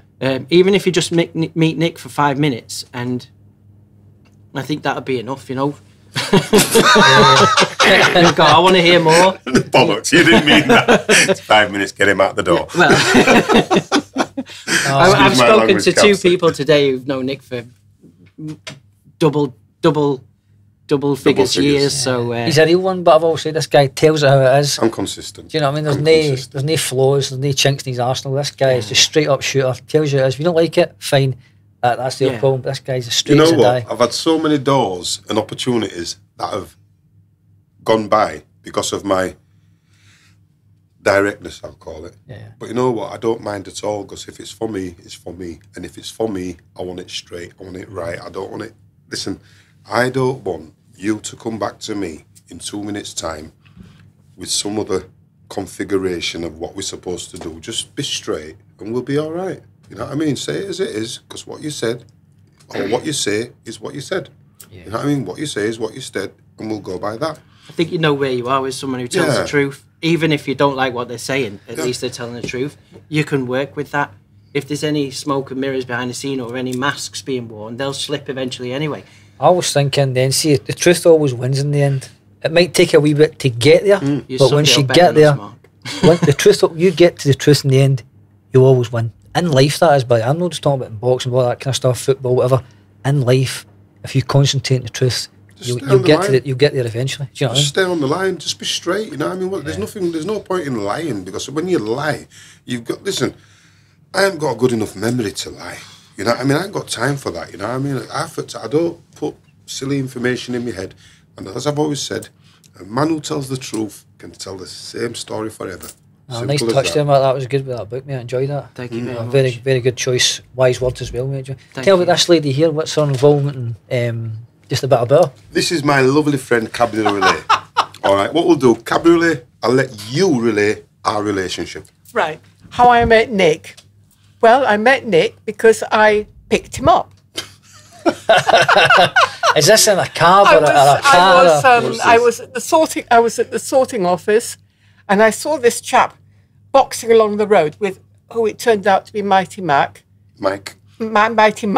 and I thought, oh, I need to do a bit of boxing. I need to get my muscles going. So when he drew level with me, I stopped him and I said, that's interesting. Could I have your contact details, please? And he looked at me and I said, then he gave me his contact details. And I said, look, I'm not going to contact you yet for classes because I'm still doing a class somewhere else. So I bet he thought, that's a fine one. Anyway, I did contact him, and it's the best thing I ever did for a long time. He is a super, super teacher, a wonderful person. And not only that, obviously I had to stop when I was looking after my husband. But after my husband died, I went back to Nick, and Nick said to me, Cabs, I don't do no grief. And we just carried on from there. And he has been a wonderful support, an incredible, amazing person, and a great, great teacher. And I think he's absolutely fabulous. That's a very, very nice choice. It was there and very touching and emotional as well. No, thanks very much. It does sum this guy up. He's a very kind-hearted man. He would never walk by you. Do you know what I mean? He's a good chap. I'm not perfect. I think so too, but I'm not perfect, and I do have my moments and that. And at the end of the no, I do have my moments, and sometimes, like us all, you've got to so restrain and whatever, and we all get frustrated, but it's how we react to that. But you know something? What I find is, I know I haven't been a bad person in the past. I haven't, you know what I mean? But at the same time, I know that I've wasted a lot of opportunities to be even better. So what I do now is I'm saying to myself, well, you know what? The opportunities that I've missed to do better, you know what? I'm not letting them go now. So when I find a lady like Cabs, when I find a lady like Cabs, and I think to myself, you know what? Listen, Cabs, you've got amazing energy. You've got good energy. And you look at that, you can look me in the eye, and I love that, you know what I mean? Beautiful smile. But, you know what I mean? I like you. I think you're a great person. Nick, I always think of you as my big brother, and I'm your older sister. See, that's supposed to be gentle, Cabs. Cabs, gentle, thank you. Sorry. It's supposed to be cool. No, but you know what I mean? We laugh, we joke, we get the job done. It's like I turn around and say to Cabs, forget about this old business. You know what I mean? You're not old. You know what I mean? That's a mentality. You know what I mean? If you can lift your legs, lift your arms, move your body, let's move. And I get Cabs doing the ladders and all that business. I'm saying, run. You know what I mean? And we box and that, and we just vibe and we have fun. And at the end of the day, from time I can put a smile on Cab's face and a bit of effervescent, youthful energy, I'm happy. You know what I mean? No, you're a good woman. You're a good woman. And I'll tell you And something. you're a great bloke. A lot of people, I'm not a bloke, I'm a gentleman. Could you repeat that? I'm a gentleman. What? I'm a gentleman. Oh, you are very much a gentleman. Thank you very much. I'm not a bloke. Very much a gentleman. You see the looks at but the... you're not a gentleman superficially. I'm- You're a gentleman from the bottom of your heart. I think so. I like to open doors. I like to turn around and call a lady and allow her to be. You know what I mean? Simple as that. No, thanks so much, Cabs. I really appreciate that, and the nice words as well towards Nick. No, that was Cab's a awesome. lovely lady. Thank you for them words. Sort of community in here. I like this community. No, it's lovely. That's what it's about. You know what I mean? Yeah. That's what it's about. If Cabs needs, Cabs can call on me. I know that Cab's favourite flower is a sunflower. You know what I mean? You love your sunflowers, don't you? Oh, I do. You know what I mean? I'm like, fair enough. It reminds me of France. There you go. No, tell them about France. Ah bon, je suis française. Ou non, je suis anglaise, mais je parle français. In English. Ah bon. That's quite impressive, Brian, man. That's... I know. There we go. You know what I know? Bonjour. Bonjour. Ah bonjour, ça va? Je m'appelle Nicholas. Ah, c'est un très beau nom. Yeah, man. Voilà. Yeah. Here endeth the lesson for the day. Oh, I thought that were going to be French as well. You know what I mean? But I'm looking thank you. forward to getting engrossed in your book, Nick. You haven't started it yet, Cabs? I started it. Okay, after you get past the first chapter, it flies. You know what I mean? No, it flies. It's a good book. I've got to give so much credit to the author because he was very patient and that. You know what I mean?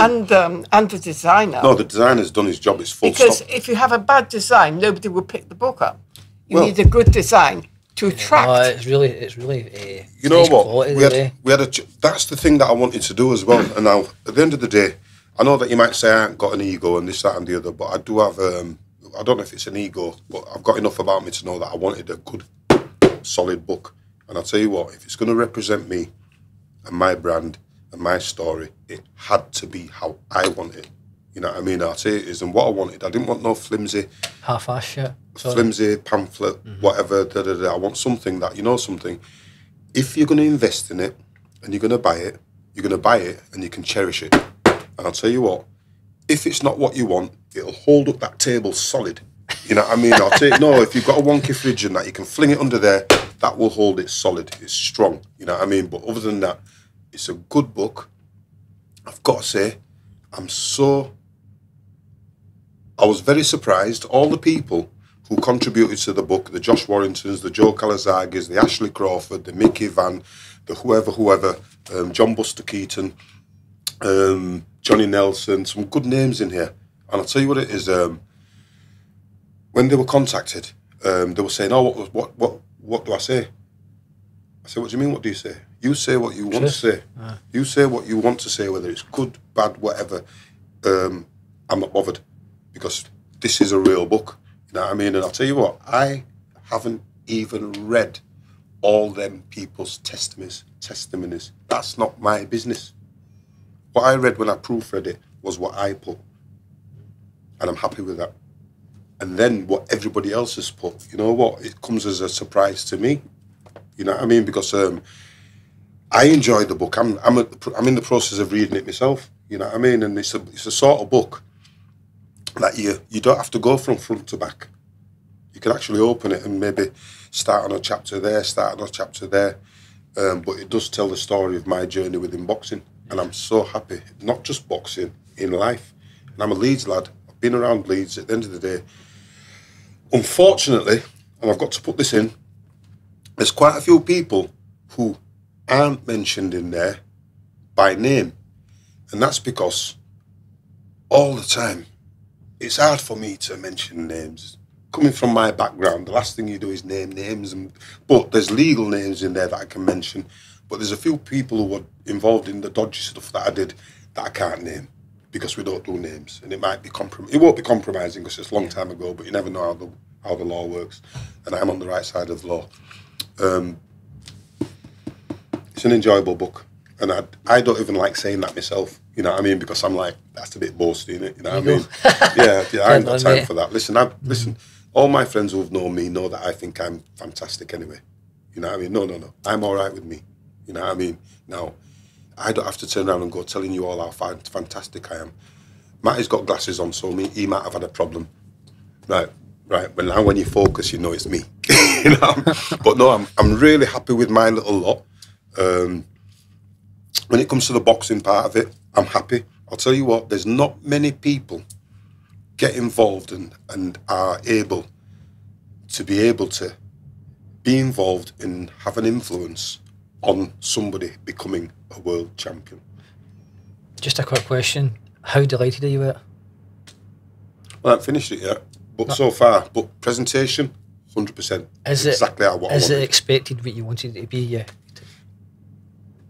It's better than I thought it would be. It's better than I thought it would be. And I'll tell you what, I'll say it again. It's not everybody. There's been quite a few people, they're patting me on the back saying, oh, great, you've wrote a book, it's a great achievement. And I'm like, well, I'll tell you what's a great achievement. That fella, and I'm not that fella who goes to work, don't want to work, but goes to work, puts in them hours, clocks on doing a job that he doesn't even like, but he supports his family and does what he can. That's a great achievement. So when people are telling me, oh, it's a great achievement that Nick, and I'm like, not really excited about that, because that's just a story of my life. I know people who do other things that I think are great, you know what I mean, just by being real, being straight, you know what I mean. That's why a lot of the time I don't really walk past people without even nodding. I'm not saying I'd nod at everybody, because I don't, but you know, if I see somebody and there might be, you can sense it on people, you can see they're down, and I might go, morning, and they go, oh, morning, and their whole demeanour has changed, just in the same, and I say, and move on. And that morning, that good morning, might just pick them up and inspire them to maybe, as they're walking now, they'll say to you, good morning. And it's a chain reaction, and everybody then starts buzzing a bit and that, you know what I mean? Because I'll tell you what it is. There's so much of this ignoring each other and walking past each other and not being right with each other, you know what I mean? And it's so simple. So simple. It's easy to be nasty. It's easy to be a twat. That's the easy bit. But the hard bit is to turn around and actually go, you know what? Take that ego off yourself and maybe just turn around and say, good morning, love, you all right? Or maybe just wait your turn, be a little bit more patient, and somebody might be divvying about something and you go, hang on, I'll hang fire, rather than, and then your energy is transferred to them and they can see you being impatient. It's, no, listen, you take as long as you want, you know what I mean? At the end of the day, make sure it's the right thing. Nice. It's not that difficult. Good choice. It's just nice to be nice, isn't it? Yeah, definitely. Manners cost nothing. No. I don't like that one. Manners cost nothing. My name is Manners, and it costs £20. You got to be quick. No worries. I like that, you know. Aye, of course, man. But no, it's how it is. Cabriolet, thank you very much. Thank you, Nick. No, thank you. And thank you for being a great teacher and a lovely individual. And congratulations for the book. It's the design that sells it. It is. It is. I do get that, you know what I mean? Because you know something, we looked at a few designs and that, on a few variations of designs, and you know what? Matthew got it right. He got it right. 100%. Thanks very much, Cabs. Cheers, Cabriolet. Thank you. Thank you, cheers.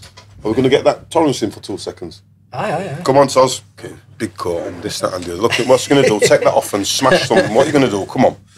It's like, you know, I've told him he's going to be like Derek Chisora. What is it, this one here? Yeah. No, you can use this one if you want. Can you guys hear me? Yeah. Okay, no problem. So, tell me how you know this guy and how long you go back. So I've basically just known this guy my whole life, innit? He whispering now what? Oh, all right. Sorry about that. That's yeah. fine. There you go. Now, I met him my whole life. Well, not my whole life, like 10 years ago. Because obviously now I'm 20, innit? So I met him like 10, 11 years ago. So that's when I met him. What, 11 years ago? Nah, 11 years ago. Sorry about that. So about 11, 12, 10, something about around that time, yeah. Do you come to this gym train a lot? Is this where you come? Do you train here at all with Nick? Or? Yeah. I come here all the time. I mean, not now anyways, because obviously I'm always kind of injured now. You're not always injured. Don't put that on yourself. You've had an injury for quite a while. Yeah. That you're now coming to recovering and you're coming back. Don't talk negative of yourself, because it sticks. All right. So yeah, basically I'm a boxer and I'm with Nick, but right now I'm injured, so I can't do too many movements. But I still come to the gym regularly just to keep fit, not to go back. Because obviously when you go back, it's going to be hard for you to come back when you're actually fit. So right now I'm just staying in shape. So when my arm is better, I can come back and just get on with it. How much is this like a happy place for you when you come here? Do you enjoy it and train alongside Nick? And let's sum this up for me. Yeah, I like this gym. Very safe place. If I'm having a horrible day, I just come to the gym and my whole dark cloud in my head just goes. It's a very safe place. It's cool. Got all types of people here. Very diverse. Got everybody here. Kids, old people. There's not too many girls here, but I mean, yeah, that's about it. Has this changed your life coming here in a certain way? Yes, absolutely. If I wasn't here, oh my Lord, I don't even know what I'd be doing. I'd probably try to beat up some other people in the streets, which is not good. But yeah, I think you'd have been fine. That's the truth. But yeah, it's changed my life. It's good. I just like it. It's just positive. How does that make you feel, Nick? Somebody giving you feedback like that? Is that a goal you've achieved in bringing an individual in like that and they're doing well? And you know what? They'll do it themselves. If you give a person the opportunity to be decent, the chances are they're going to be decent. You know what I mean? If I turn around and say to them, the only thing I turn around and say to you is, leave all your bullshit at the door, come in, shake hands, and see where we go from there. Just be decent. And it gives a lot of these kids, I'm telling you again, front, they're out on the street and they have to put on this, to a degree, armour to turn around and repel others. But you know what it is? If you come into an environment where you're allowed to be yourself and you can put your shoulders down, relax, laugh at yourself, laugh at other people, this, that and the other, all of a sudden you get comfortable and you realise that all the thoughts of being defensive against people and being ready to get them and ready to attack and this, that goes. And you can, listen, we're like big clowns in here, aren't we? We just laugh, joke, take the mickey, we laugh at everything, laugh at us all, at each other. And what I do is I get into it. You know what I mean? I take the mickey and all that business all the time. You know why? Because if you go out there, somebody says the same thing, like I've said to you, listen. You don't think too much about it. Don't think too much about it. Let it go. You know what I mean? Let it go. Move on. You know what I mean? So learn to laugh at yourself, because I'll tell you what it is. You're funny. No, but you know, in general, we're all funny. We can laugh at each other. We can joke with each other. I say to these in here all the time, I say, listen, if you can find anything to laugh and joke with about me, you're more than welcome to do so. I know you're going to find it difficult. You know what I mean? There's not much that you can go, because I make sure that my shoes are tied, smell right, look right, be right. So, what are you going to say? You can't say. You know what I mean? So, all little things. Torrance, how much has this improved your strength and confidence working alongside a guy like this? How much has this improved your strength and your confidence working alongside a guy like Nick? Oh, right. Yeah, so it's, I think it's improved like a lot, because I'm quite a shy person, actually. But like being around Nick, he's kind of made me a bit more confident. The way he talks to people. We randomly just go on in the street and just talk to people. So yeah, I've learned a lot. I'm still shy for some reason, but I feel like I'm kind of getting out of it, because I'm like, bro, you're 20 years old, bro. You need to change, man. And stop this silly behavior. No, but it's not silly behavior. There's nothing wrong with being shy. Yeah, but I just feel like it's like I'm 20 in it, and you need to stop being shy. You need to go out there and do whatever you want to do. No, you don't do whatever you want to do, because whatever you want to do might not be the right thing to do. Well, what I mean is like approach, whatever. Like, I don't know. For example, I don't know. I hear what you're saying. Yeah. I hear what you're saying, but you know something? You've got enough about you, and you've got enough personality and charisma about you. Yeah.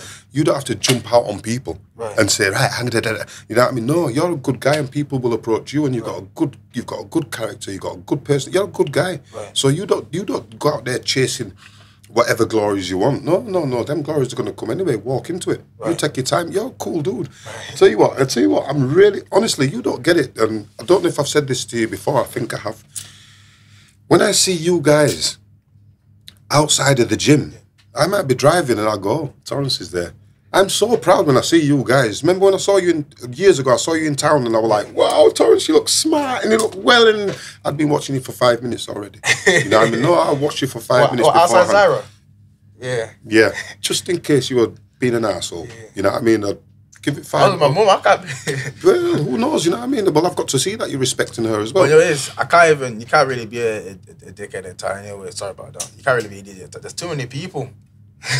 That's right. And I'll tell you something, people will say, Nick, I saw Torrance, Nick, I saw Elijah, Nick, I saw such and such. No, you're all right. And I'm so proud. Look how he's presented himself. He's clean, he's fresh, he's, you know what I mean? He stands his height, you know what I mean? I like them funky dreads and that, you know what I mean? No, you're a dude, man. And God's willing, your shoulder gets back. They're going to get back on track and make some waves, mate. Absolutely, man. I can't wait for that. I know. There's a few people trembling, you know. Trust me. They're like, wow, where's Torrance? And when you come back on the scene, let me tell you something. They know. Yeah, man, it's good, man. You already touched up enough of them. You know what I mean? But God's willing, we've got to improve because they're all improving too. Yeah, you know what I mean? So when we go, we're going to come hard. Simple. Thanks very much for your words there. Absolutely fantastic. And do you look up to a guy like Nick as well? Yeah. He believes in you. You We can see that. to me. You look across at me. Well, obviously, I'm going to say what I'm going to say in it. But, yeah, I feel like this guy, Nick, is a great person to look up to. I just feel like he's a great person to look up to. Like, there's not a lot of good, like, I feel like, well, in my life, there's not a lot of good people. And like Nick is actually one of the like people that's just helped me a lot in my life, supported me a lot in my life, home life, school life, life in general, and I've been around him and you haven't been in trouble since you've been around me, have you? Not really, but that's my choice though. You know what I mean? Yeah. Has this place kept you off the streets? Has this place kept you off with your trouble outside of the gym? Yeah. So this kept me off. I don't look at myself like a street person. I just look at myself like a fighter. But you can't go around just fighting people. That's not, you know what I'm saying? There's laws and stuff. this guy, you know, God's willing, everything works out, and that I can't wait for your journey, man. Because you're going to be like a mixture between Derek Chisora and Del. What's his name? Dylan White. Dylan White and Del Chisora. Body snatcher. And Martin Bacoli. The three of them, because Martin Bacoli's talented. Yeah. He's talented. Yeah, actually is, man. That flipping uppercut he gave that guy. Jared Anderson, that was wicked, wasn't it, man? That was right for the hip, wasn't it? That's crazy. I felt that I didn't even get hit. like that snap. You know what it is? Sometimes, you know when you're like cracking neck and it might hurt. He actually did that. Like, he really, that's nasty, man. Yeah, but you got uppercuts. Which is your favourite punch? That's, I think it's like a jab uppercut. That's what it is. Or you go under and you give come round with a hook. Yeah, man. You'll get there. Don't worry. How much you weighing now? I don't even know. I didn't even check. But last time I checked, I'm from around, so it's about 100 kg, 110. 110? Nah, I said around there. But I don't. Even around there is bad. All right, cool. We'll say no more about that. You better get your fat ass in Thanks gear. very much, man. Cheers. I appreciate that. Cheers. Thank you, guys. Man. Bless Cheers, you. man. Thanks. Cheers. Thank you as well. Good, man. Thank nice you. Conversation. You're going to come soon. You didn't tell him about your... I'm going to leave that. I should have played it in the background, that would have been dread. Thank you, Dad. All right, you're welcome. So, Nick, we touched on Josh Warrington earlier, a man that you were involved in his career for many years. And describe that journey to me with Josh Warrington. Leeds needed a world champion. Leeds has been in dire need of a world champion as far as boxing is concerned. And they've had quite a few people who's got near there, and for whatever reasons, like Crawford Ashley, for example, I'd say the reason why he wasn't a world champion was because he was in a fantastic era with the likes of Michael Nunn, Roy Jones, Tommy Hearns at their peaks and that, you know what I mean? Virgil Hill, he had various attempts at world championships, and fell short based on the ability of the people around him. Can't knock that, you know what I mean? Henry Wharton, he was in a fantastic era. Nigel Benn, Chris Eubanks, Robin Reed, Nardiello, whoever, some really good people, just fell short. Tom Collins, Elton Collins, Tom Collins from Leeds, light heavyweight, had some terrific fights. Jeff Harding, I was thankful to be on the undercard when he boxed for the WBO light heavyweight title in Leeds Town Hall. And he asked me to carry the flag in with him, you know, the British flag, into the ring with him. And I was like, I've always been straight. I've said, yeah, I'm not carrying no flag for you in there if you're not going to give it a go. And he was like, what do you mean? I said, you're going to fight or what? Because if you're going to fight him, I'll come in and I'll stand with you and I'll stand next to you. But if you're going to just take the money and done, I'm not getting involved in that. He says, yeah, I'm going to have a fight. So we had a decent fight with Leon Zababa, but Leon Zababa was on fire. Ironically, that night, Emmanuel Stewart, who's a very well-respected coach, he approached Mickey Duff and asked him if he could take me to America. You know what I mean? And I was like, waiting for Mickey Duff's answer. And Mickey Duff went, nah, I've got plans for him. I've got plans for him. And I was like, fair enough. And I thought, even though I didn't go to America, even though Mickey Duff's plans for me didn't come to fruition, let me tell you something, you've got to remember, take the great moments out of your existence. And one of my great moments is for somebody like Emmanuel Stewart to consider me decent enough for him to even doesn't it get much better than that. He's done. You talk about, there's the word legends used too many times, but that guy was a proper legend. He was a boxing man, a proper boxing man. Yeah. Now, if I'd have gone over there, it might have broke me out. I might have got smashed to bits by the Americans, who knows, and got it knocked out of me. But on the other hand, the majority of the fighters who went to America from England, they came back and they upped their game by 10%, and that 10% was enough to make them above the British fighters. Yeah. And I don't know, chances are if I'd have gone to America, I might not have come back, and I might not have been boxing, because there's a different culture in America. And initially, it seems that there's a lot more opportunity in America for a man to be anything he wants to be, if you know what I mean. But the experiences that I've had gave me the confidence to turn around and know in myself, before it even happened, that I'm good enough to be in the corner to help somebody get to world championship level if they have the right attributes. Were those times some of the best times in your coaching career, alongside Josh Warrington and his dad and the team? Well, obviously there were fantastic moments, but the best moments I've had in my coaching career have been in the gym, mate. You know what I mean? I don't mean to be funny, whether that's with Josh, whether it's with Tom Bell, rest in peace, whether it's with Harry Matthews, whether it's with Bob Adjisaf, whether it's with... Listen, at the end of the day, you got to remember something. There's a reason why I take pictures, and there's a reason why I document things, because people are far too easy to eliminate you from their past. But I'll tell you what, if you've got the proof, you just go like that.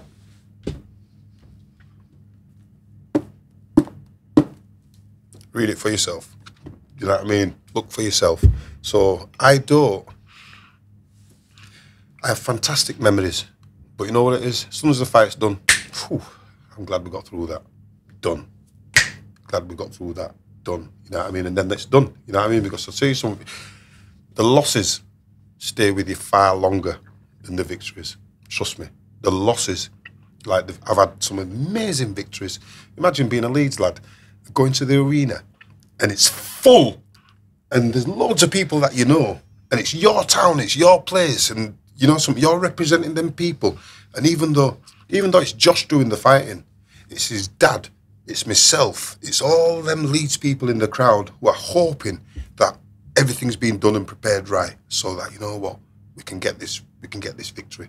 You know what I mean? And that's what it's about, the victory, the preparation. Don't matter what's happening, it's a triangle. And that's the peak. And the peak is the win, and then bang, done, do it again. Bang, done, do it again. What was his best night? Tell you what, I think in reality, we've had some great nights, but the best night has got to be when we went onto Ellen Road pitch and beat beat Lee Selby. That one, that's got to be his best night.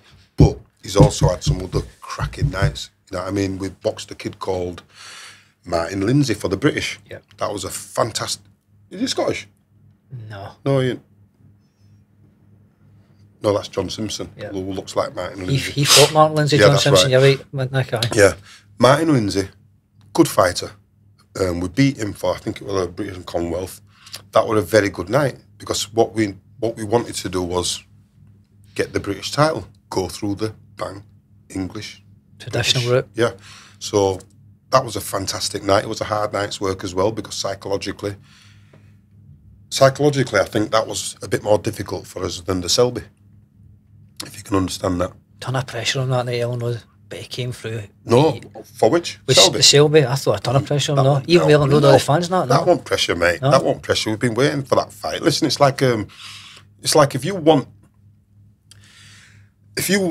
something, and you're working towards something, then you finally get that something. Do you not realise that that's more of a relief? Yeah. Right? So we was relieved to actually get him in the ring. And then Can you mind with the, you'll know this better than me, see after the weigh-in and all the Leeds faithful were trying to get into the Cabriolet, I was like, what the fuck is going on here? That was bad, wasn't it? That was all right. That was good. Listen, that? yeah, I don't mind that. I don't mind that. They were never going to turn around and it was just a wind up. Aye. It was just a wind up. Yeah, Choreographed, wind up. Yeah. At the end of the day, they'd never done any serious damage to Lee and his thing. It was just a matter of unsettle him. Listen, I'm coming from a generation of Mickey Duffs, donking, kidology in boxing. Yeah. Listen, when we were down at the arena and that, I'd come down there early. I'd take their big fridge out of their changing room and give them a little fridge. I'd take the sofas out of their changing room, leave them with a few of these chairs. It's the game. Yeah. Now, if they haven't got what they should have done is that somebody come down to the arena early and make sure their changing room's secure.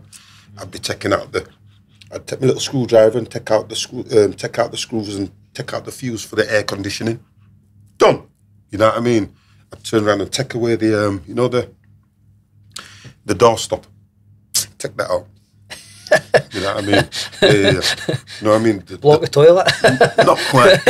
Not quite. But, you know what I mean? Take the toilet paper out of there and things like that, blah, blah, blah. But it's a kidology, it's a game. We've got a team there. And I'll tell you what it is. Like in any team sport, the goalie has to be better than the other goalie.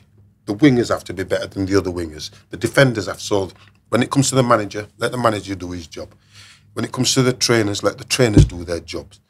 Kidology, you know what I mean? And boxing's always been about trying to get that slight advantage, you know what I mean? What made Warrington different for the rest, Nick? When you met him at Star Boxing all those years ago, what made this kid different for the rest? Well, he grew up with shit, didn't he? He grew up in shit, didn't have nothing, you know what I mean? Didn't have nothing, but he had what a lot of us had. Nothing, but he had love. You know what I mean? And they say you can't survive on, you can. If you're loved, you've got a bit of a surety. His dad loved him. His family loved him. His brothers and that. So he had that. But they had fuck all. So in having nothing, that makes you fight harder for what you want. And he had a drive. I don't know what happened in between because his father made use of a lot of other people along the way, which was a savvy thing to do, a smart thing to do. A lot of the experience that O'Hagan didn't have, he made sure that his son got that experience by taking him around the right people, around the right gyms, this, that and the other. So that was a very smart move, you know what I mean? So they got the experience and then in the distance I could see, oh, Josh, we're doing all right. Josh is doing all right. Josh is doing all right. But because he was only a featherweight, I wasn't really interested because I'm like middleweight upwards. You know what I mean? Because in reality, you're bothered about the weights that are relevant to you. So I'm like, oh, Josh is doing all right. Oh, 10-1. 10-0. That's all right. 11-0. That's all right. He's doing all right, that kid. But like I say, a lot of us, we like bangers, you know what I mean? We like action, this, that and the other. And sometimes you forget that little men can give you big action as well. So when they came, they won that Commonwealth, didn't they? Yeah. And Joel Brunko, I think it was he fought. No, it wasn't. It was Samir. All right. Samir in Hull. Oh, sorry, I meant to say the Commonwealth title, no? Yeah, when he first won the Commonwealth title, he boxed Samir in Hull. Because what that's when you came on board, wasn't it? The Brunko fight, so I beg your pardon. I came after. What happened with, sorry, did you want me to go back or do you want me to? No. He boxed against Samir in Hull, and what had happened was Eddie Hearn had seen that Luke Campbell, the Olympic medalist, blah, blah, blah. He wanted to build a little team around him in Hull. So he had Luke Campbell, Tommy Coyle, and Samir. And they were three very, very popular lads who could... They had an arena show, didn't they? Not an arena show, but a club show. I think it was on the pitch, to be fair. Yeah, yeah. And they were trying to build some momentum in Hull, which they've had good fighters from the past. They've had Tony Booth, Pollard, Ingle is Hull kind of thing, Yorkshire Hunter. Where was Paul Ingle from? I think he was over that side anyway, but Sonny Pollard and this, that and the other. Had some good fighters in the past, so they're trying to do that. So what they did is they went, oh, Josh Warrington, 10 fights, not really supposed to be a big puncher, this, that and the other. We'll match them up, we'll get Samir a good win, da-da-da. But they didn't really they didn't reckon into Josh's tenacity. Is that the word, tenacity? Yeah, his drive, his desire. Yeah, they didn't. And the fact that, listen, if you're going to get somebody from Hull and you're going to get somebody from Leeds and they're going to go at each other, there's a lot more at stake than just the fight.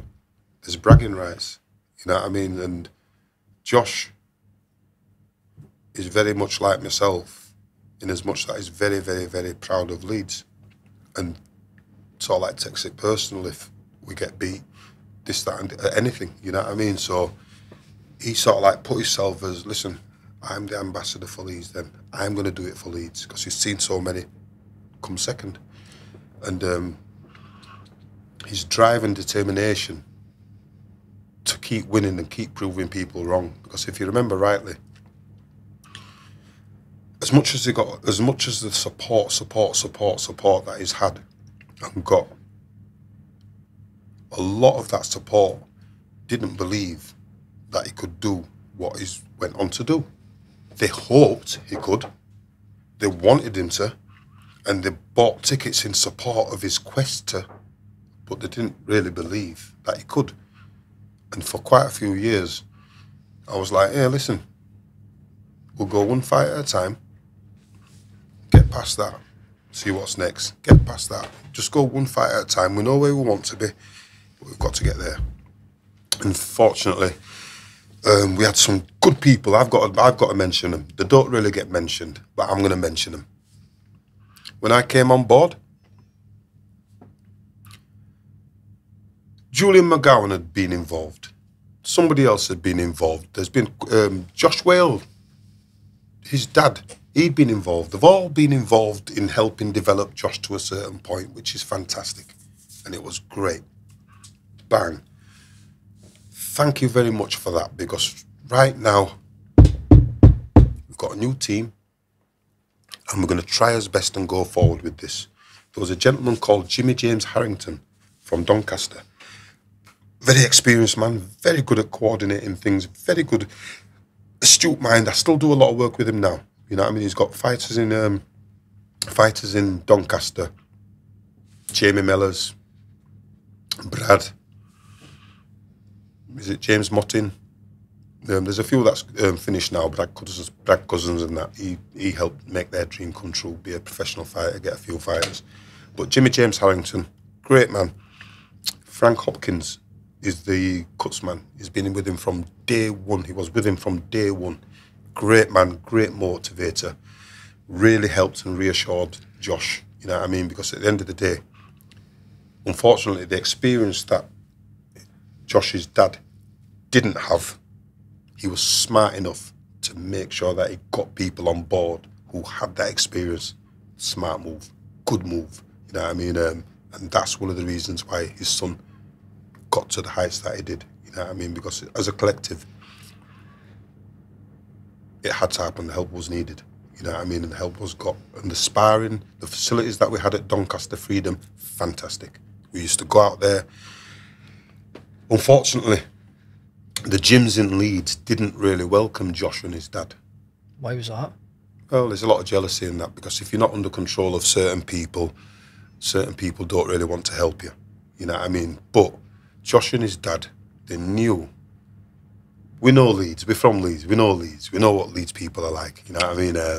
And sometimes we can turn us back on us own sometimes for whatever reason. It's not in a nasty way. It's just that some people, if they don't find that they can profit from you, they don't want to help you. And it's like, that's not said in a bitter way. That's it. You know what I mean? And then 9 out of 10 will understand that. I don't know if it happens all up and down the country. But it's getting better now because of the success that Josh has had. Yeah. Trust me. All right? All the gyms are working together a lot better now. But then, no, there was a lot of jealousy about against Sean and Josh. Sean, because of his lack of experience and because he hadn't boxed himself and this, that and the other. But listen, just because you haven't boxed doesn't mean that you can't train people. You know what I mean? How did your relationship come to an end with Team Warrington, Nick? Was it a case you just parted ways and moved on, or what was behind it all? That's another chapter in the book, in another book. But at the same time, what I'll say is, if you can't respect me, don't expect me. So I and Team Warrington parted company just before his fight with Alberto Lopez. Okay, the same week actually. And it's like a relationship. Okay, you have a relationship with a lady, and it can be going swimmingly. And then there comes a point when you realise that she's not really kissing you with the same passion. When she puts your dinner down on table, she don't put it down with the same gentleness. She fucking slops it a bit, and there's a bit of gravy goes all over, and you think, and just little things that you turn around and go, you know what? I'm a Leeds lad too, you know, and I can see. So I'll tell you what it is. I've seen certain things that I'm not really happy with. And before any of that happens to me, I'm out. Now, if you want to fall out with me for me coming out, that's up to you. And if you can't respect what we've all been through together, that's up to you. But you know what?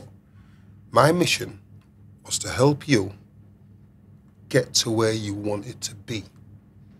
Now, at the same time, I've greatly benefited from being with and associated with Team Warrington because we did a fantastic thing and we've continued to do fantastic things, and Josh is continuing to do good things for himself. Personally, I'm still doing my fantastic things here.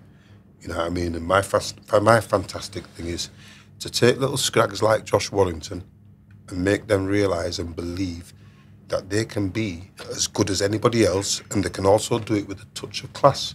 You know what? Put a suit on. Stay there. Stay there. This is one of my favourite. I'm going to bring it. No. This is one of my favourite pictures, and I remember it all the time. Because I remember saying to Josh Warrington, listen, let's do this with a touch of class. For the press conferences, let's wear suits, let's be nice. For the weigh-ins and all that business, let's wear tracksuits, come as a team. Presentation's key. And I remember saying to Josh, do you want to, and do you dream of fighting in front of 200 people in Ellen Road Banqueting Suite, the cafe? It's okay then, 1,000 people in the cafe at Ellen Road, in the banqueting suite? Or do you envision boxing in front of 20, 30,000 people in an auditorium where they're all screaming your name and this, that and the other? Yeah. And he went, the arena, the auditoriums, the stadiums, right. Well, we've got to present ourselves in such a way that we can do that. You know what I mean? So anyway, next thing you know, we'd always look the part. We'd always look smart. He'd turn around. He's a smart kid anyway. He's a smart kid and a savvy kid. When we started doing all that, and like I say, I'm more than happy with my contribution towards Josh Warrington getting a world title. You know what I mean? And I'm happy as laddie, because you know what? Forever and ever and ever, that one moment in time, that one night, everything came together. And I'll tell you what it is. One of the most unbelievable sporting occasions that Leeds has had in my lifetime. Because like I say, I don't think boxing's just come to Leeds now. Because if you go back in history, there was a massive Jewish community, a Jewish boxing influence in Leeds years ago. You know what I mean? They were filling out Queen's Hall and arenas. The arenas were different 70 years ago. You know what I mean? The stadiums were different 70 years ago, but they were still there. You had massive boxing nights in Leeds. When was the last time you spoke to Josh? About 2.5 months ago. How would you describe your relationship with him now? I'd like to think we've got a good relationship, because when we see each other, we're very, very cordial and this, that and the other. I think in reality, to be fair, I come in gym and I'm surrounded by Josh. You know what I mean? And I think, listen, I've still got fantastic memories of Josh. I think he's a cracking lad. He is a good lad. You know what I mean? The relationship, we're not all over each other no more. But like boxing, this is boxing. At the end of the day, like I say, I know Josh. I've known his dad, Sean, a long time. I know Sean. I know what he's like. He hasn't changed. Sean. So whatever is always to be expected. You know what I mean? He's got a good heart. You know what I mean? He has got a good heart. But Sean. If you're from Leeds, you know Sean. Sean's all right. And we should be very thankful that we had his lad win a world title. You know what I mean? Has he been Leeds' greatest, Nick? Or up there, certainly? No. He's been Leeds' greatest achiever. Yeah, 100%. Can't knock that. But there's been, listen, Josh for me was a 7 out of 10 boxer. 7 out of 10. You might think that's low. 7 out of 10. But I'll tell you what, that 7 out of 10 that he did, he give it 100%. You know what I mean? Because he couldn't do all the Muhammad Ali tricks. He couldn't do the shuffling of the feet, this, that and the other. So that takes away from his game. But what he could do is dedicate everything that he had to everything he's going to give. Do we see him fight again, Nick? Or do you think that's him the end of the road? I want him to fight again. Yeah? Yeah, just one more. At feather? Wherever he's comfortable. I think he deserves a homecoming. And I've told him, and one thing I told him ages ago, don't retire on a loss. Too many of these boxers are retiring on losses, and I'll tell you what, have you ever heard of the saying, you're only as good as your last fight? If you're only as good as your last fight, you're only as good that fight there. So, and if that fight's full of disappointment, coulda, woulda, shoulda, maybe I deserved it, maybe I didn't, that's in your head. You know what I mean? Do you think possibly we could see the Lee Wood fight? I think that's the only fight out there for him at this moment in time. No? It could go. It's still worth it. It's still viable. Lee Wood's a free agent. I don't know what Warrington's set up as we match him or whatever, but surely that fight is the one that kind of got away from him. He gets stopped on his feet. Surely there's a lot of questions have still to be answered. They do the rematch with a cracking fight. I'll tell you what. It sells a stadium, mate. If I were Josh Warrington, all right, and I'm not, but you know, deep in my heart, you know what I'd want? I'm asking you a question. If I were Josh Warrington, and I'm not, but you know, deep in my heart, you know the fight that I'd want? Lara? Yeah. That's a really good shout, man, because there's a lot of needle and bad blood there. And, but the smart money would say, leave it. But, you know what? That night, when we went to Wembley, it was surreal. It was like boxing in this. Aye, COVID, wasn't it? I mean that, aye. Yeah, and it won. In hindsight, shouldn't have fought. But as a warrior, you don't refuse. Yeah. You don't refuse a challenge. In hindsight, shouldn't have fought. Because one of the biggest parts of Josh Warrington's game is opening them doors, hearing that crowd, and going, you know what, I'm going to do it. Yeah. You get me? Yep, oh, definitely. Psychologically, And when we went there were echoes. I still remember saying to him before he went up the ramp, I said, "Do you want me to sing Marching On Together?" Like, you know what I mean? You know what I mean? And it was one of them moments, and it breaks my heart in certain respects, because I can still remember. I never watched the fight back. I never watched that fight back. It's there. It's there. He took some big shots that night, I can mind that. Listen, some people might criticise us for not throwing the towel in. Nah, that would have ruined him. Yeah. Because I'll tell you what it is, the fella does fight. He had a video out, fight for the city. He does fight for the city. You know what I mean? And he represents, and I'll tell you what it is, you can't call yourself a warrior and have somebody throw a towel in. That'd ruin him. His dignity, innit? Yeah, yeah. And I'll tell you what, some of the licks that he took,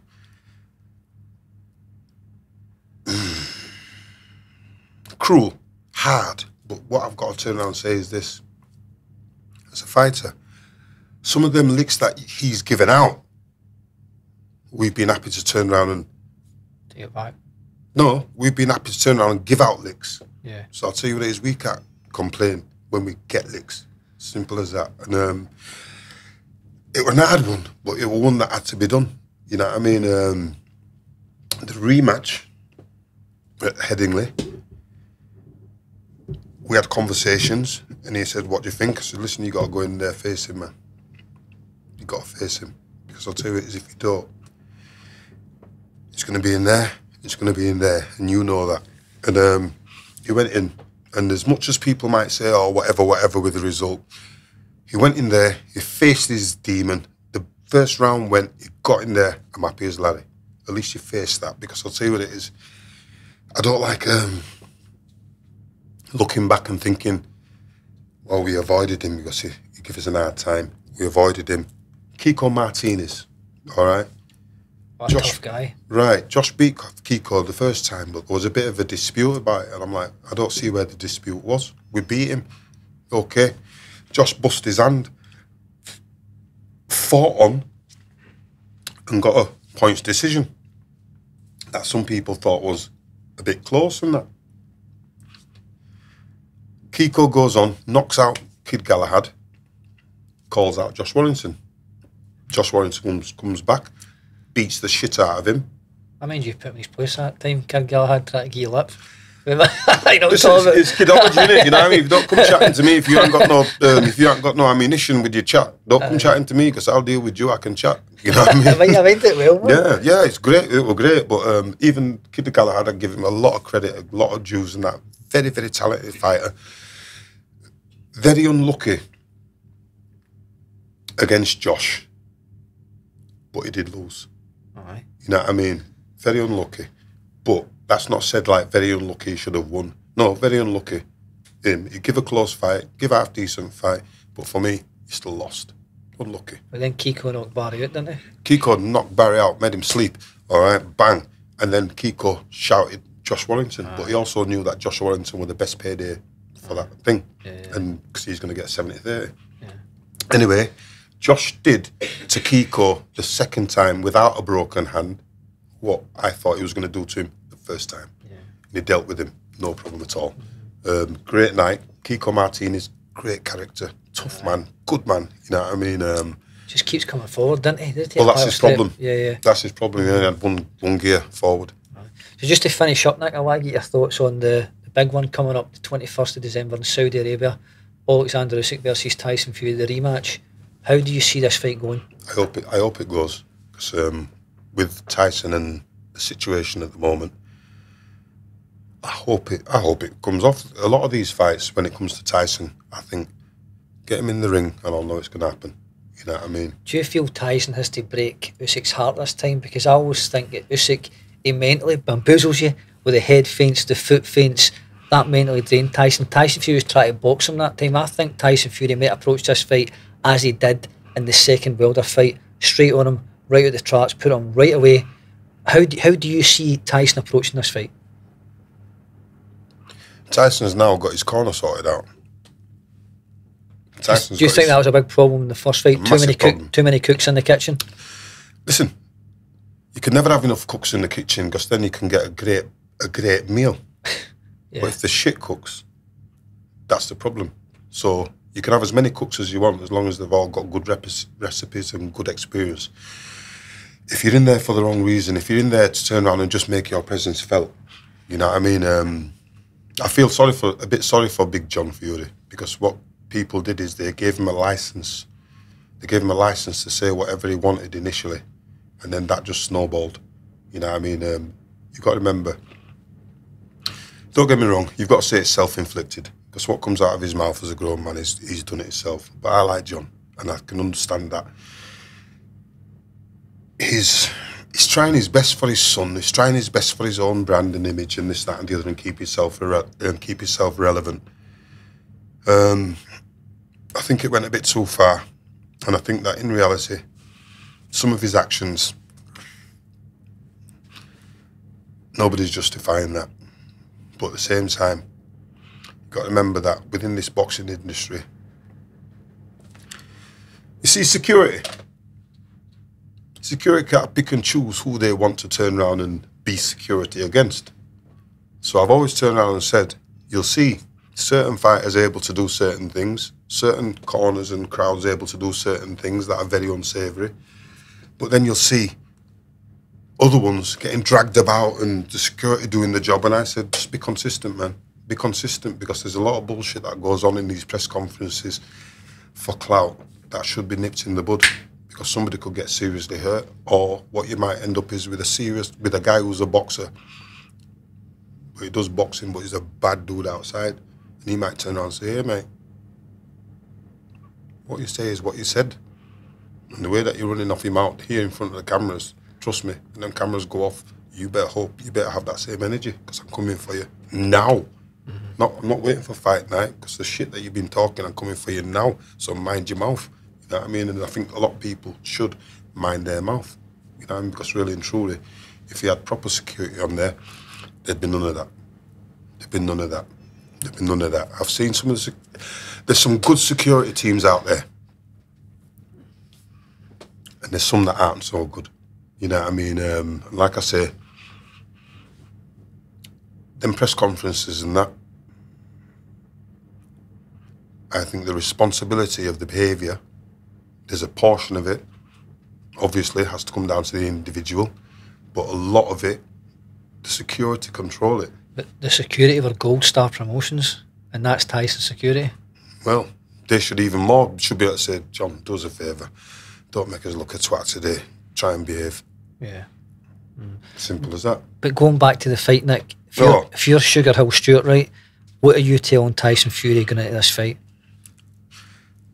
Go out there, dominate him, bully him, push him about, beat him up. Simple as that.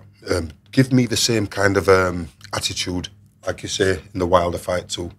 When Wilder and Fury fought initially the first time, they boxed to a draw, didn't they?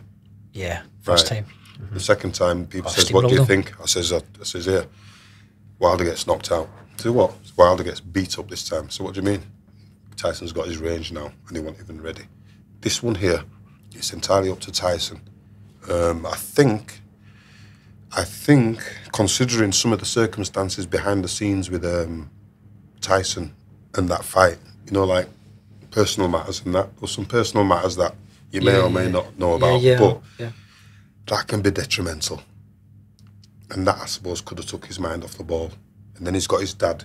He's sort of like babysitting for his dad and this, that, and the other thing. Because John does need babysat, you know, in them situations. So them circumstances could have affected his display. Whereas now, he could turn around and go, you know what? I'm standing up and I'm going for it. If he's not here for the money and he's here for the glory, I can see him doing damage to you. I still give him a chance to do damage to Usyk. I do. Do you think he beats him, that guy? Listen, it's possible. Anything's possible with Tyson Fury. I think it's possible now. I've always said Tyson Fury's a state of mind. Yeah. If he wakes up on the morning one day, he can be a killer. If he does it another way, it's a disappointment. You know what I mean? See if he gets stopped, Tyson Fury, does he retire?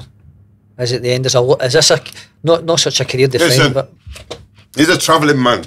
And if there's a penny to be made, he'll make it. And I'll tell you something now. Does that sound a bit Irish or a bit good, man. traveller? Listen, for a fight, 20 million for a fight. Come on, hit me now. You know, for that money. Have you seen them travelling men, them fighting travelling men? Yeah. And they're old, Gypsy Joyce and this, that and the other, and they're like that, and they'll still fight now. You offer Tyson another 300 million. I'll take my coat off, tuck my belly in, and I'll fight you again. You know I'm going to be straight. Like, I think Usyk's going to get him between 5 to 8. And I'll tell you the reason why, right?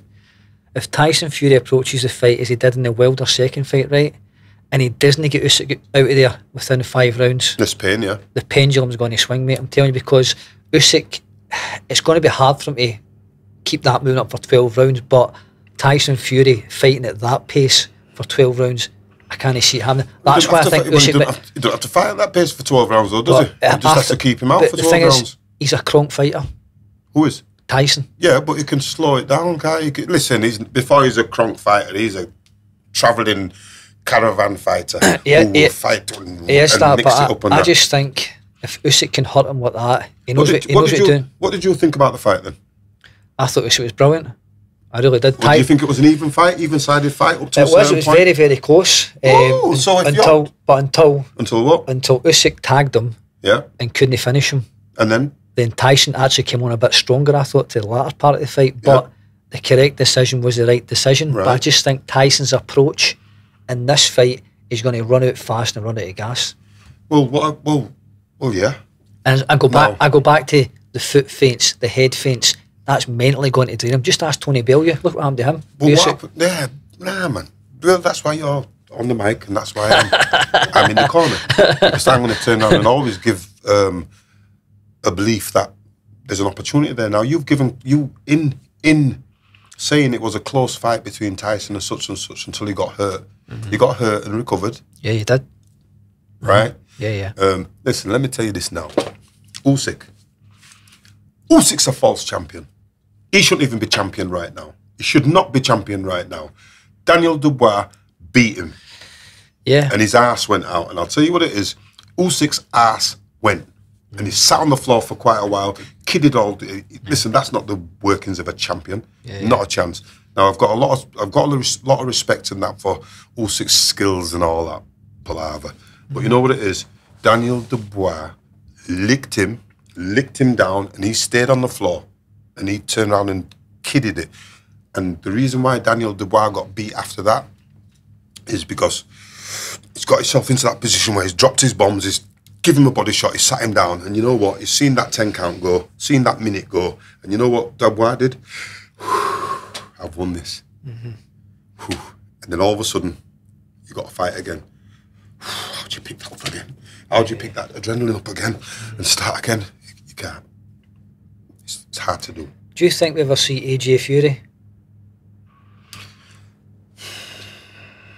Listen, if they're the fighting men that they say they are, yes, we should. But they've got egos that they've got a common denominator now. They've both been beat by Usyk. So Fury can't say he's better than AJ. AJ can't say he's better than Fury because they've both been beat by a common denominator. Yeah. And that common denominator beat them both and stands tall. But battles of Britain, there's always been them. Now, what I say is, I hope that Tyson Fury has the bottle to fight AJ, whether he wins or loses against Usyk. I hope, and I think that's what they're waiting for, AJ stays around enough to fight Fury. To a degree, people are getting bored of it anyway, because they've seen them both spanked. I'd like to see him box, because that'd be a decent one for the UK. But you know what? Daniel Dubois just upset the whole thing. Yes, but where does Martin McIntyre fit into this mix? It depends on who he's with. Is he the man to topple a lot of them? Will he get the opportunity? You hear all these sparring stories, but will he get the opportunity? Will he get the opportunity? If he keeps winning, they'll need to give him the opportunity. Listen, at the end of the day, look what they did to Dillian White. Mm-hmm. They did it to Louis Ortiz.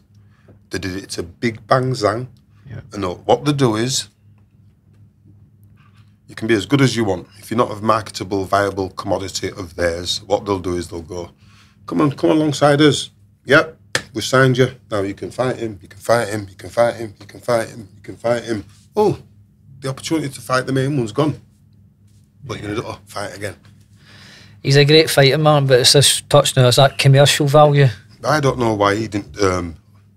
He should have gone I don't know, he should have gone to Don King. Don King's got nobody. To America. But he'll get straight, you don't have to go to America to have Don King as your manager, promoter. What did you see, 95 or something, isn't it? 90? Yeah, he's still going. Listen, if he came into the play and Don King's just said hello to Turkey. That's right, I've seen that all week. Like that. Got him, hey, Turkey, if you want some of this. He's fucked, isn't he? Yeah, you know what I mean? But bless him. Done. You know what, I'll tell you one thing, but right, they can say what they like about Don King and Bob Arum. They knew how to get a fight out of the line. Yeah, they're threatening, weren't they? But that's... But see before the Saudi involvement, how hard is it to make fights without Turkey al-Sheikh? It's that, innit? Yeah. Because everybody's protecting the cash cow. And everybody's protecting their commodity, which you can understand, but you don't understand when it comes... Listen, I'm the worst person in the world to ask about these things because I'm about the boxing. The business part of it is a totally different thing. I've had a manager's license for over 10 years. It's not that I couldn't manage people, because anybody can manage anybody. If you've got a manager's license, you can manage anybody. But I'm like, sometimes you have to turn into a proper shitbag to be a manager. Yeah. You know what I mean? And because what you've got to do is you've got to take, it's your best interests, then the boxer. You know what I mean? And I'm like, boxer, promotion, then me. Whereas... Yeah, there's not many Steve Woods out there. Steve Woods listen, I like how Steve Woods does it. I liked how Mickey Duff did it. I liked how some of them old school did it. Because what they did is they say, if you're the fighter, the responsibility is on you to be fit, be ready to fight. Yeah. I'm going to give you a phone call, might give you 3 weeks notice, be ready. 3 weeks just to peak up. But nowadays, being boxing, you're self-employed, mate. You know what I mean? And you've got to turn around and create opportunity for yourself. You know what I mean? Yeah. Well, Nick, it's been a pleasure today, mate, talking to you. I've really enjoyed this, man. We'll talk to you all day. I'm going to leave the stage with you, my brother. Anything you'd like to add? Well, there's been quite a few things that I've done in my life, and I'm not saying my life's over yet. And there's quite a few opportunities that I'd like to involve myself in.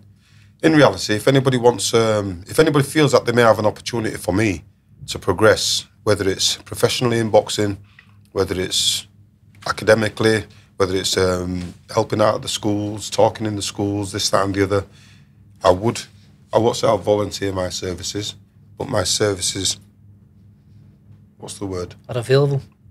Are available. And at the end of the day, I know how to conduct myself. I come from my own example, and really and truly, I'd rather influence the youth positively. And what I say to the youth as well is this: look at me. I've got no, but I'm all right. And even though I've got no, I'm happy in myself. I'm proud of myself. And you know what? You lot might have so much more than me. Be proud of yourself. Conduct yourself properly. And we'll see how things goes. That's all it is, you know what I mean? At the end of the day, when it comes right down to it, is this going to come out well before Christmas? Yeah. This is about the best Christmas present you can give anybody. Trust me, this is good, you know what I mean? I'll tell you what, if you've got a wonky fridge, get it underneath, this will hold it up. You know what I mean? If you've got a dodgy table, that'll hold it. But other than that, it's a great read about some great people, fantastic people, produced and published by a conglomerate of very humble people. I'm thankful to Jamie Boyle for the hard work and effort and commitment that he's put into it. I'm very impressed with 619 Design, Matthew Oakley, very good guy. I'm appreciative of his work, and I hope that, I think we're going to turn around and put a catalogue of pictures, catalogue of pictures. We didn't put pictures in here because the content in itself, I think, is all right. It's more than all right. It's adequate to thing in the book. But what we might end up doing is putting a collection of pictures together of the journey from my boxing to present day, you know what I mean, and the things that I may or may not have been involved in. I have a book, and I have the presentation skills to be able to present this book properly. So there's 1 or 2 places that we've been invited to that have said that we can bring the bits and bobs and get rid of some books. So to them people that have invited me, thank you very much, and we'll get back to you. And to the people who may be contemplating it, listen, I tell a good tale. I've got a right good history. And I'm straight as a die.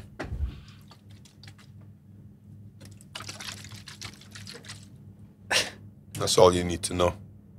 To the manners. Like manners, top man. Appreciate it. Yes, thank you. Well done, mate. All right, respect you and get some guns on me, Anna. Jesus Christ. Getting scared myself then. Well done, mate. Good man. No, good man.